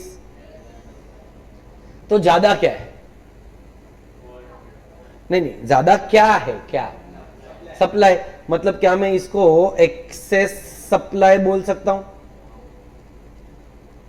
और बेटा एक्सेस सप्लाई को इकोनॉमिक्स की भाषा में सरप्लस बोलते हैं। बेचने के लिए माल ज्यादा है, क्या बोला? बेचने के लिए माल, पर खरीदने के लिए लोग नहीं है या कम है, तो उसको बोलते हैं सरप्लस। बोल अभी अगर तू धंधे वाला है, तेरे पास बेचने के लिए 100 यूनिट है पर खरीदने के लिए सिर्फ 10 ही है, तो तू प्राइस बढ़ाएगा कि प्राइस को कम करेगा? क्या लगता है तेरे को, बढ़ाना चाहिए, कम करना चाहिए? ज्यादा बेचने के लिए प्राइसेस को गिराना पड़ेगा, तो सरप्लस की वजह से प्राइस फॉल हो गया। चल अब मेरे को बता, प्राइस 2 और प्राइस 1, प्राइस 2 एंड प्राइस 1 पर डिमांड इज मोर, मतलब greater than supply. Do you agree that demand is greater than supply? If demand is greater than supply, shortage है, करेक्ट है। कहना इसे, इसको बोलते हैं एक्सेस शॉर्टेज। अरे दीदी, ज्यादा क्या है? डिमांड। ऊपर ज्यादा क्या था? सप्लाई। तो जिधर सप्लाई ज्यादा एक्सेस सप्लाई, जिधर डिमांड ज्यादा उधर एक्सेस डिमांड। बोलिए मैडम, मैं क्या पढ़ रहा था? बताइए क्या होता है एक्सेस सप्लाई? होता क्या है? प्राइस कम करना पड़ता है, that is correct. Excess supply क्यों होता है, कब होता है, कैसे होता है? ऐसा होता है क्या एक्सेस सप्लाई? ऐसा सप्लाई बढ़ाकर एक्सेस सप्लाई? अच्छा, क्या मैं वो पढ़ा रहा था? Everybody in the classroom, was I on excess supply? Then what was I on? Excess demand. नहीं पढ़ाई करने का मत आ, ऑनलाइन बैठ, रिकॉर्डेड से देख। ऐसा कोई तेरे साथ बात करता है तो हिलना जरूरी है? ऐसा 3 मिनट तक तो तू मुझे इग्नोर कर रही थी, तुझे पता था कि मैं तेरे को देख रहा था, तो फिर खड़ा हो जाना चाहिए या तो बोल देना चाहिए सॉरी सर। अच्छा, सॉरी नाम का वर्ड तुम्हारे डिक्शनरी में ही नहीं है क्या? Madam, I was on a concept called as excess demand, लिखा भी है शायद, और आप अभी तक लॉस्ट हो एक्सेस सप्लाई में। दूसरा बात, आपका जवाब गलत है जब आप बोलते हो कि सप्लाई बढ़ाकर एक्सेस सप्लाई होता है। जब डिमांड और सप्लाई के बीच में कंपैरिजन होता है और जब सप्लाई बढ़ता है इन कंपैरिजन टू डिमांड, तो उसको एक्सेस सप्लाई बोलते हैं। So for the attitude that you are carrying right now, please stand for the entire class. Excess demand का मतलब क्या होता है? कि शॉर्टेज है। शॉर्टेज को हम लोग इकोनॉमिक्स की भाषा में बोलते हैं स्कैरसिटी। क्या बोलते हैं? शॉर्टेज भी बोलते हैं, but better economic term scarcity है। तो अब क्या हुआ? बेचने के लिए माल कम है और खरीदने के लिए लोग ज्यादा है, तो अब मेरे पास माल ही नहीं है, तो मैं क्या करेगा? भाव बढ़ा देगा। नॉर्मल बनिया बुद्धि वाला लॉजिक है ये। सो कहना है इसे, प्राइसेस बढ़ गए। अब तुम मुझे बता, तेरे को इकोनॉमी के अंदर क्या चाहिए? Do you want surplus in economy? Do you want scarcity in economy? कि यू वांट नथिंग? इन दोनों में से कुछ भी नहीं। स्कैरसिटी चाहिए तो आर यू ओके जब कमोडिटीज के प्राइस बढ़ जाते हैं? पेट्रोल का प्राइस अभी 110 रुपया ही चल, but did I ask as a producer my friend? I asked you as a economy. In an economy, do we only have producer? Do we only have consumer? We have consumer, producer, both. Agreed. पर इन दोनों में से एक भी चाहिए क्या? नहीं, क्योंकि देख कंज्यूमर का भी फायदा नहीं है, प्रोड्यूसर का भी फायदा नहीं है, इक्वल चाहिए। तो देख एक जगह मैंने खाली छोड़ा है क्या? किधर है? 3 रुपया, 300 मतलब जितना लोगों ने उतना ही तो इकोनॉमी के अंदर आता है इक्विलिब्रियम, और बेटा इक्विलिब्रियम के अंदर prices will remain constant, equilibrium के अंदर the prices will remain constant. तो अपना पॉइंट ऑफ रेस्ट, हमें कौन सा पॉइंट चाहिए, 5 रुपया, 4 रुपया, 2 रुपया, 1 रुपया के 3 रुपया? ऐसा जरूरी नहीं है हर बार 3 रुपया हो, जहां पर भी demand is equal to supply. I repeat, जहां पर भी demand is equal to supply. अब मेरे को बता, अपन ने एक कर्व बनाया था, demand curve and supply curve. Vaibhav, demand curve is a, बोल ना, तो downward sloping curve. Supply curve is a upward sloping curve. और जहां पर भी डिमांड और सप्लाई का मिलन हुआ, वो कौन सा प्राइस? इक्वल प्राइस नहीं, इक्विलिब्रियम प्राइस। अब सपोज कर, अगर मैं तेरे को एक पॉइंट दूं P1, ये पॉइंट चाहिए क्या? Is P1 a desirable point? Madam diagram board पर है, आपको नहीं बैठना है, आपको जाना है, आप जा सकते हो, जाइए। डायग्राम इधर बना रहा है, तू नीचे देख रही है।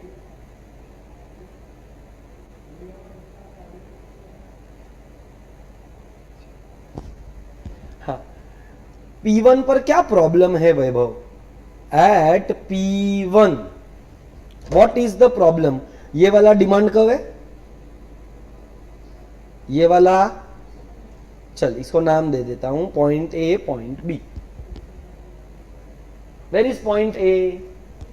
Demand. Where is point B? Supply. तो मेरे को बता, P1 पर A is less than B। नहीं अग्री करता है तो बोल।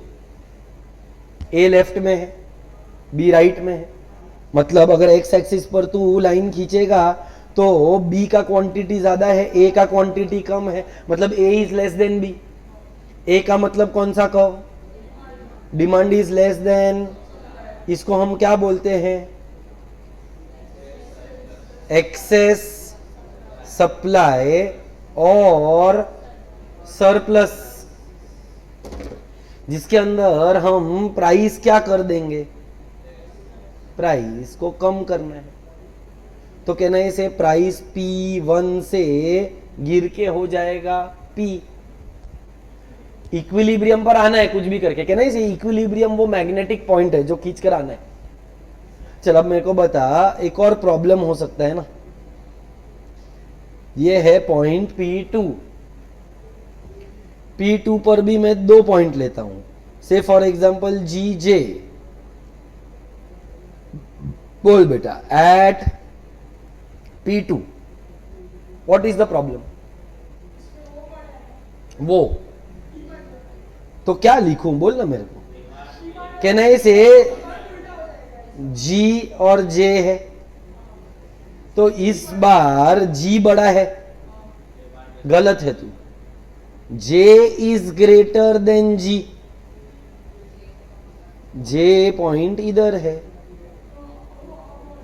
नीचे इधर आएगा, ये G पॉइंट इधर आएगा, तो कौन बड़ा है? J बड़ा है G से। अच्छा J G इसकी मां की जान दे, J पॉइंट किधर है? बस इसी, पर यही तो कंफ्यूजन होता है ना दोस्त, इसीलिए तो बोल रहा हूँ डायग्राम इधर देखना पड़ेगा, क्योंकि तेरे को ऊपर वाले में ना ये कब इधर था, पर वो डाउनवर्ड है। એના માટે ધ્યાન આપવું પડશે દોસ્તાર। તને કેમ લાગ્યું કે મેં તને કીધું આ બહુ ઇમ્પોર્ટન્ટ આન્સર છે? સ્ટાર્ટમાં કીધું ને, मैं सबको बोला मैंने कि ये आंसर बहुत इंपॉर्टेंट है, ध्यान देना। The above answer features of perfect competition and this answer comes together for 8 marks. Determine the equilibrium price and explain the features of perfect competition. Features तो अपना हो गया, ये वाला बहुत इंपॉर्टेंट है। अब बता, demand is greater than, if demand is greater than supply there will be excess demand। के अंदर हम बोलते हैं और स्केर्सिटी में प्राइसेस राइज होता है। अपने को तो चाहिए इक्विलिब्रियम, जो अपने को मिल चुका है, which is at point P we have a point E. E का मतलब can I say at point E demand is equal to supply, and if demand is equal to supply we call it as equilibrium. Therefore prices जो रहेगा वो क्या रहेगा, constant. तो अगर तू P2 पर है तो प्राइसेस बढ़ के P हो जाएगा, अगर तू P1 है तो प्राइसेस घट, तो इवेंचुअली तेरे लिए सेंटर आएगा तो E पर ही। इसीलिए micro economics is called as price theory, because microeconomics helps you to determine the prices of individual commodities, individual factors of production। चल मेरे को बता ना जरा, अपन ने फीचर्स पढ़ा था परफेक्ट कंपटीशन का, 8 का 8 याद नहीं रहेगा मैं मानता हूं, पर थोड़ा बहुत तो याद रहना चाहिए। बुक्स बंद है क्या, नहीं है तो करो।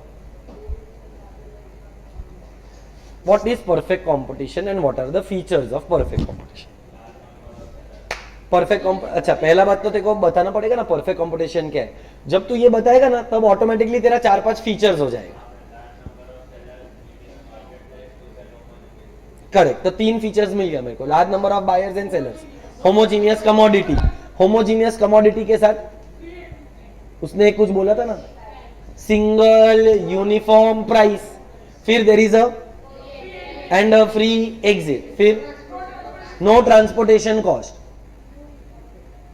No involvement of the government को कौन सा पॉलिसी बोलते हैं। लेजिएस्ट फेयर का मतलब गवर्नमेंट ऋतिक रोशन बनेगा, गवर्नमेंट इंटरफियर करेगा, no government intervention is another feature. और 2 बचे, याद करने का कोशिश करो।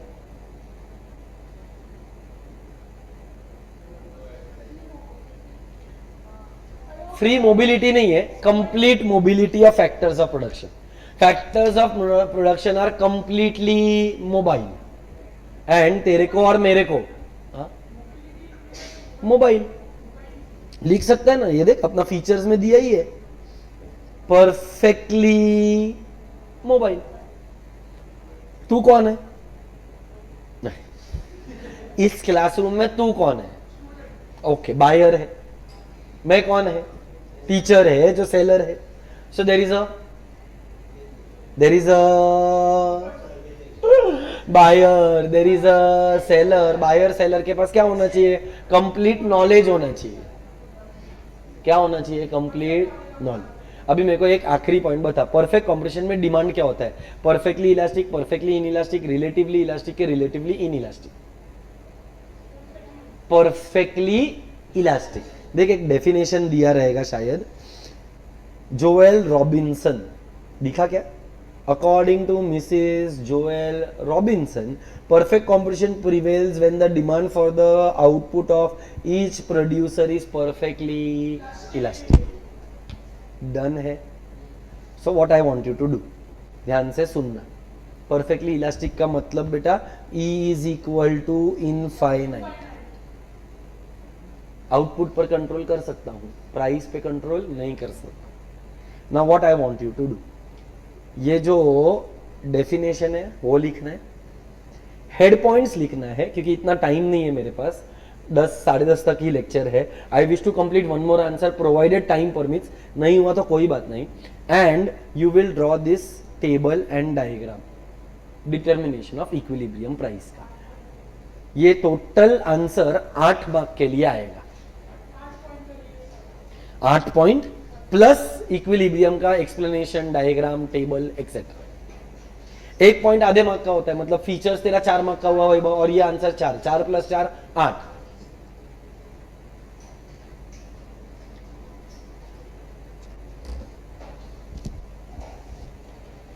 तो मैंने ये डायग्राम यहां पर डिस्प्ले पे रखा है। आप definition of head points, definition and head points text book से लिख सकते हैं।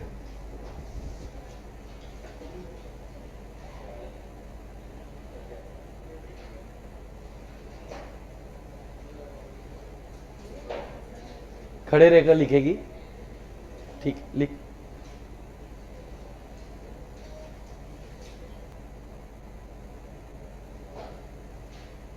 बैठकर लिखना will be more comfortable by the way. Okay, then please stand and write. So for that you need to do something, no? But that is, it feels as if more of a, लगा नहीं है ऐसा, but it's okay. बैठो. गलती होती है तो गलती को एक्सेप्ट कर कर बैठ जाना चाहिए. आप अगर ऐसे एटीट्यूड मेरे को थ्रो करोगे तो I have twice x attitude than yours.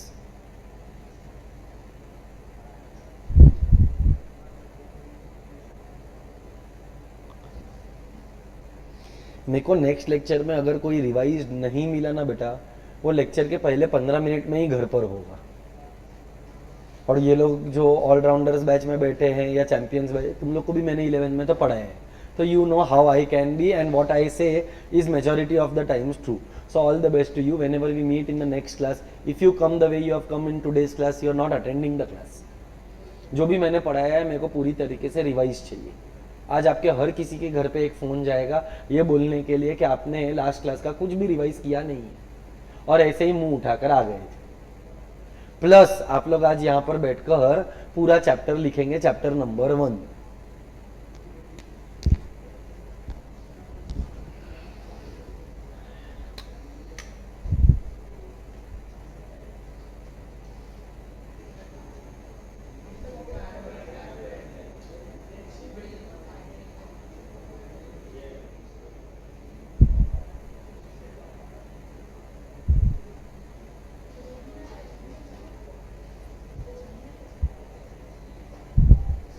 SSE का मतलब सरप्लस, स्कैरसिटी और इक्विलिब्रियम.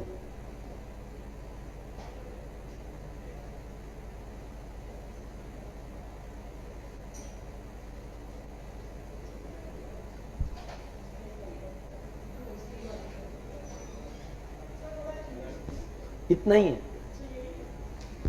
ये टेबल, ये डायग्राम, खत्म. नहीं, कुछ भी नहीं. हेडिंग तेको चाहिए तो मैं देता हूं ना, लिख. Determination of equilibrium price and quantity. I repeat the heading, determination. तेरे पास जगह नहीं है तो नीचे लिख दे, कोई बात नहीं, नीचे लिख दे. डिटर्मिनेशन ऑफ इक्विलिब्रियम प्राइस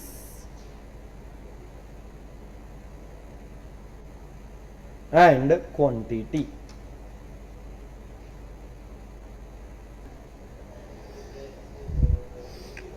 जो जैसा होता है वो वैसा सोचता है.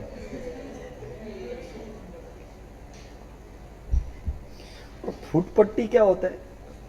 अरे तो ऐसा स्केल बोलने, फुट पट्टी.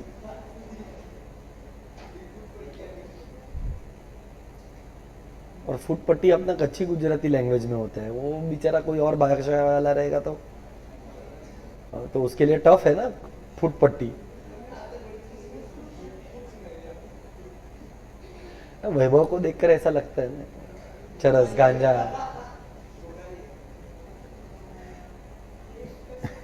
ये कहां से आया है मेरे को भी नहीं मालूम.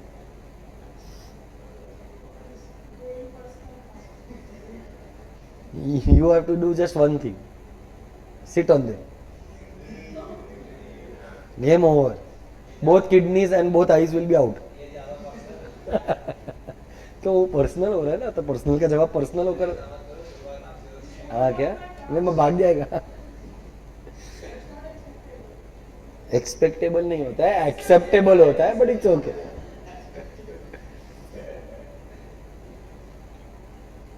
Last 2 minutes, we'll complete one more answer, monopoly का features, and that should be it for the day.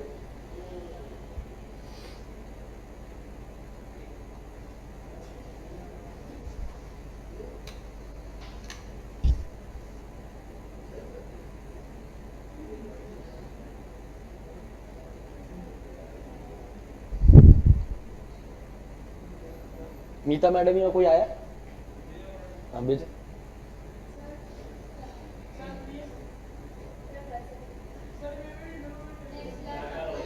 Next class देकर जाने का, that can be acceptable, no problem. सबके घर पे फोन, लास्ट क्लास का कोई भी आंसर एक वर्ड तक मुश्किल से दिया है, भूमि ने 1-2 आंसर दिया है, उसके अलावा तो किसी ने भी नहीं दिया है। प्लस ये लोग लेक्चर में 7:30 के लेक्चर के अंदर 7:45 तक आते हैं। Only a few people are on time, जैसे कि Vanshika is on time, Bhoomi is on time, Vidhi was on time. हाँ, आज के लेक्चर के लिए वैभव और वो अभी वो सोचने वाली बात है, मैं भी कुछ बोल, पर आप सबके घर पे फोन करके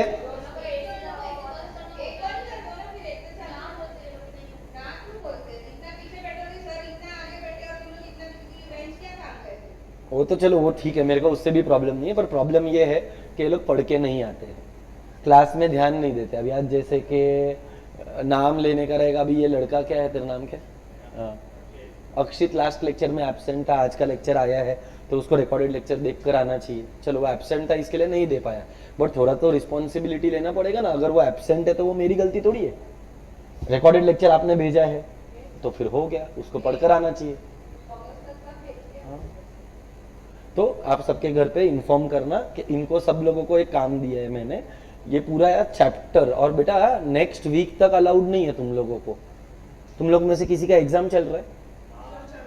था ना, अभी किसी का चल रहा है? कभी है?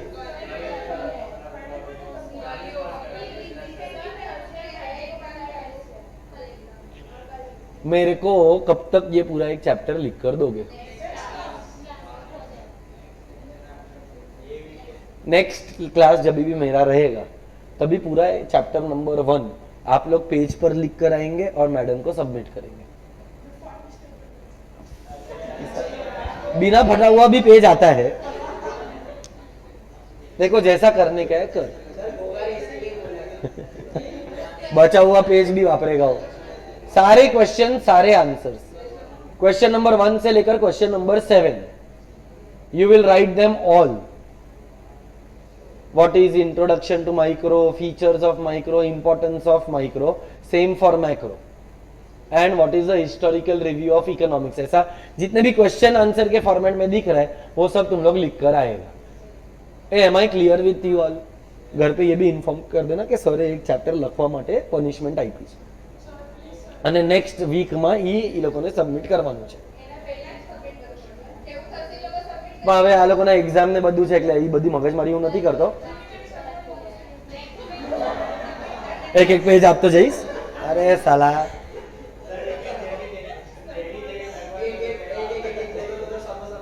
और मैं तेरे को बता रहा है कि अगर तुम लोगों ने बीच में से गापची मारा है, मैं या मैडम चेक किया, और अगर हम लोगों को उसमें 2 लाइन 3 लाइन 4 लाइन वर्ड भी मिसिंग मिला है ना, मैं पूरा चैप्टर वापस लिखवाएगा।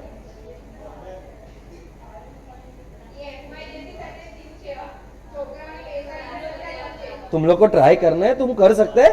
एआरबी वाले को तो रियल लाइफ में एक्सपीरियंस भी था। वो जो 4-5 लड़के लोग थे ना, वो लोग भिवंडी वाला था उसमें से एक। हाँ, मरेंगे। मैं तो नहीं, जो पूरा लिख कर आएगा उसको इस बार मरवाएगा नहीं मैं। You be honest to yourself, complete the entire answer. मेरे को लिखवाना मेरा पर्पस है कि समझना पर्पस है। तो तुम लोग समझे नहीं हो, तुम लोग ने जवाब दिया नहीं है, इसके लिए तुमको लिखने का पेनल्टी मिला। There is no other way via which I can ensure कि तुम लोग पढ़ाई कर रहे हो, इसके लिए लिखवा दो। तुम लोग ने एक रिक्वेस्ट किया, मैंने एक्सेप्ट कर लिया विदाउट एनी हेजिटेशन। मैं तो बोला था आज ही इधर बैठकर लिखोगे, पर वो मैं तुम लोग को जाने दे रहा है, आज का जाने दो। मेरे को पूरा चैप्टर नेक्स्ट लेक्चर के पहले कंप्लीटेड चाहिए, आप मैडम को सबमिट करोगे। फोन भी करना पड़ेगा बेटा, तो ही तो थोड़ा जो बेटा गरम क्यारे लागे, જ્યારે તું ગેસના ઉપર બેઠો હોય ત્યારે, અને ગેસ ચાલુ હોવો જોઈએ। तो पढ़कर आया करो। नेक्स्ट क्लास में, अरे तू समझ नहीं रहे भावनाओं को। I am heating up the things so that there is pressure from management, there is pressure from the teacher and there is pressure from the parents। तब जाके तू शायद उबलेगा, वो भी शायद ही है। Thank you.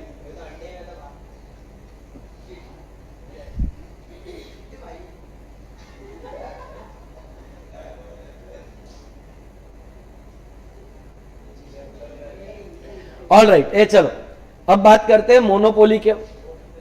हाँ जा बेटा, जल्दी जा। क्या तू आएगा उसके बाद चालू करता हूं।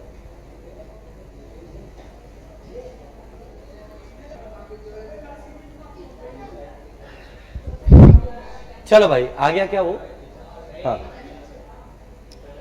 So one concept by the name of monopoly. बेटा मोनोपोली का दूसरा नाम मोनोपोलिस्टिक है, मोनोपोलिस्टिक का दूसरा नाम मोनोपोलिस्ट है, और ये सबका मीनिंग एक ही है, that is single seller. Seller एक है पर buyer, so single seller many buyers. फिर क्या मोनोपोली के अंदर फ्री एंट्री फ्री एग्जिट होता है, क्या एंट्री बैरियर होता है? एंट्री पर बैरियर मतलब कोई भी एंटर कर सकता। He is a price taker के he is a price maker. कहना से ये अपना प्राइस खुद बनाएगा। क्यों? क्योंकि मार्केट में इकलौता है, ये गांव उसका है और यहाँ का जयकान शिकरे वो। मोनोपोली है ना। और मोनोपोली के अंदर क्या होता है, you can determine the price, so you are called as a price taker, there is an entry barrier, there is substitutes available, क्या no substitutes available? perfect competition में कौन सा substitutes? perfect, क्योंकि goods are homogeneous, identical है, homogeneous है, तो goods are perfect substitutes। यहां पर there are no close substitute। क्या मोनोपोली एक जगह पर x प्राइस और दूसरी जगह पर y प्राइस चार्ज कर सकता है? हो सकता है। मोनोपोली के पास पावर है टू डिस्क्रिमिनेट प्राइस। इस कॉन्सेप्ट को बोलते हैं प्राइस डिस्क्रिमिनेशन। ये क्या बोलते हैं? प्राइस डिस्क्रिमिनेशन का मतलब charging different prices to different consumers for the same commodity. क्या बोला? Charging to different for the professional academy. ये एक फर्म है कि ये एक इंडस्ट्री है? फर्म है। एडनोवेट क्लासेस जो थे या है वो एक फर्म है कि इंडस्ट्री है? फर्म। Mahesh tutorials firm. ऐसे छोटे छोटे फर्म्स होते हैं, वो फर्म से बनता है इंडस्ट्री। कर कोचिंग इंडस्ट्री। छोटे छोटे फर्म से क्या बनता है? Industry. HDFC is a bank, HDFC bank is a industry. मतलब बैंक एक फर्म है। ICICI, अरे ICICI फर्म।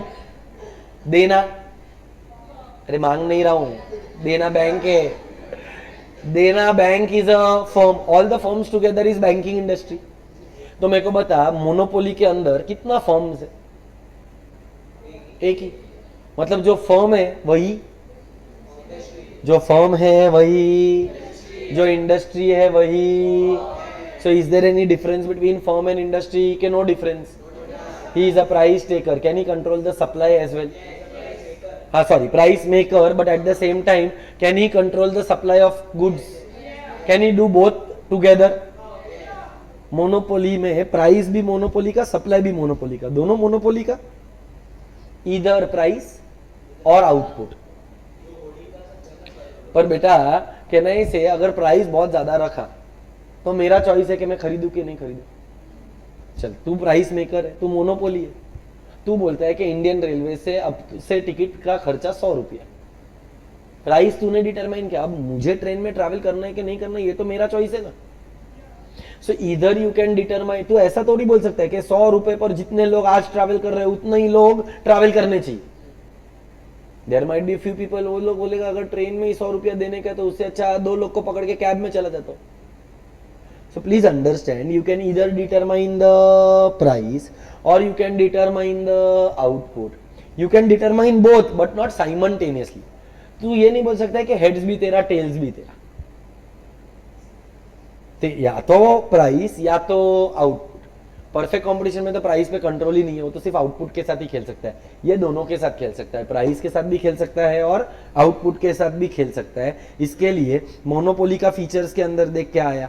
सबसे पहला feature of monopoly is that he is a which seller? Single seller. He is a, there are entry, then there is no close, then complete control over market supply पर control कर सकता है। Next क्या आया, no distinction between, and the final point is what, price discrimination. Price discrimination का मतलब क्या होता है, चार्जिंग, चार्जिंग मोबाइल का चार्जिंग नहीं, charging different prices to different consumers for the same commodity. जैसे कि इंडियन रेलवेज में अगर ट्रैवल करेगा तो तुम्हारे लिए प्राइस अलग है, स्टूडेंट पास रहेगा ना तो कंसेशन मिलता है। अच्छा 65 के ऊपर रहेगा सीनियर सिटीजन तो उसके लिए प्राइस अलग, कोई हैंडीकैप रहेगा तो उसके लिए प्राइस अलग, और कोई आम आदमी रहेगा तो उसके लिए प्राइस अलग। फ्री हो सकता जो भी है, प्राइस अलग चार्ज किया ना। So charging a different price to different consumer for the same commodity. Are we clear?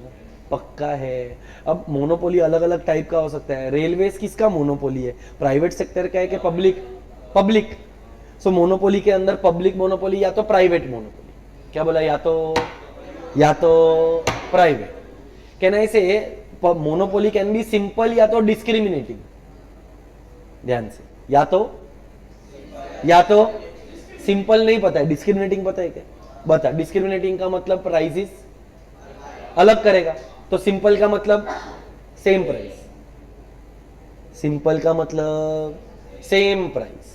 Can I say there can be a legal monopoly. कौन सा मोनोपोली?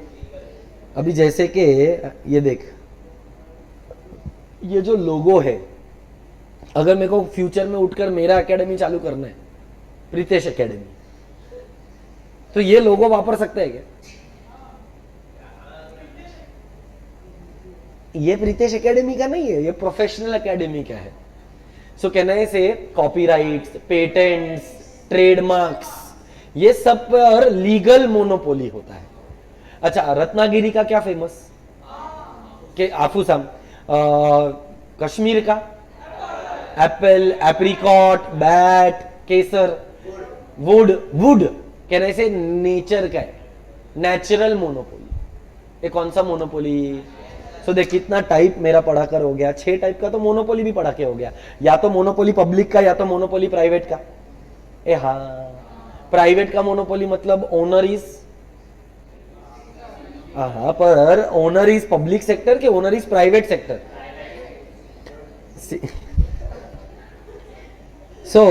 सॉरी मेरा गलती हो गया बेटा।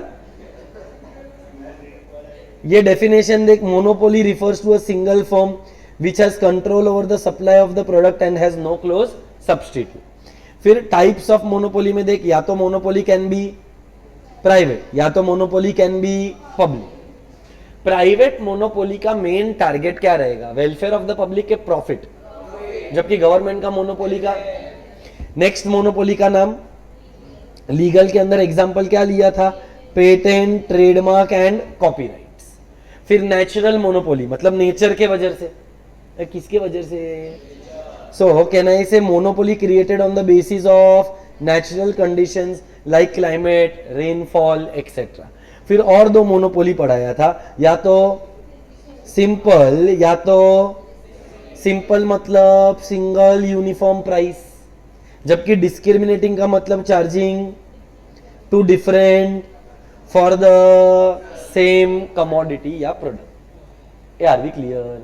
और एक आखिरी टाइप है जिसका नाम है वॉलेंट्री।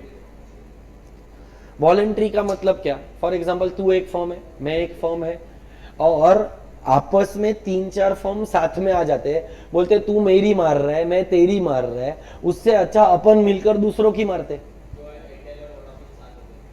एयरटेल और वोडाफोन साथ हो गया, वोडाफोन और आइडिया हुआ। एयरटेल अलग कंपनी है, वोडाफोन आइडिया, ये लोग ने तो मर्जर किया है, VI हो गया। मैं इसका मर्जर का बात नहीं कर रहा, मैं क्या बात कर रहा है, when to avoid cut throat competition some monopolist voluntarily come together and form a group. एक कंपनी नहीं, आपस का अंडरस्टैंडिंग, आज के डेट में जितने भी टेलीकम्युनिकेशन इंडस्ट्रीज है उनके बीच में एयरटेल को छोड़ के सबके बीच में आपस का अंडरस्टैंडिंग है। तो जब ऐसा होता है तो आप उसको बोलते हो voluntary monopoly. So total monopoly का कितना टाइप्स है? 7। पहला टाइप पब्लिक, तो दूसरा प्राइवेट, तीसरा लीगल नेचुरल, इसका कोई कॉम्बिनेशन नहीं है। फिर कॉम्बिनेशन में सिंपल, या तो सिंपल मोनोपोली मतलब सिंगल प्राइस, डिस्क्रिमिनेटिंग मोनोपोली मतलब डिफरेंट प्राइसेस, और फिर आता है voluntary monopoly. Are we clear? कोई बात। अब इस चैप्टर में बचे 2 ही आंसर है जो हम लोग इजीली नेक्स्ट क्लास में खत्म करके नेक्स्ट चैप्टर भी चालू करेंगे। ये देख, next answer is what are the features of oligopoly, and उसके बाद what are the features of monopolistic competition. 2 ही आंसर बचे। ये 2 आंसर के साथ अपने को कंप्लीट करना है objectives, and then we will start with the next chapter. आप में से एसपी वाले कितने? Index numbers, maths.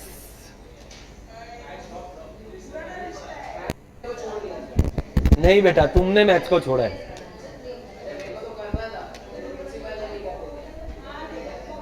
चलो, that's it for today. Thank you so much. Please like, share, subscribe, comment, hit the bell icon. Bye bye.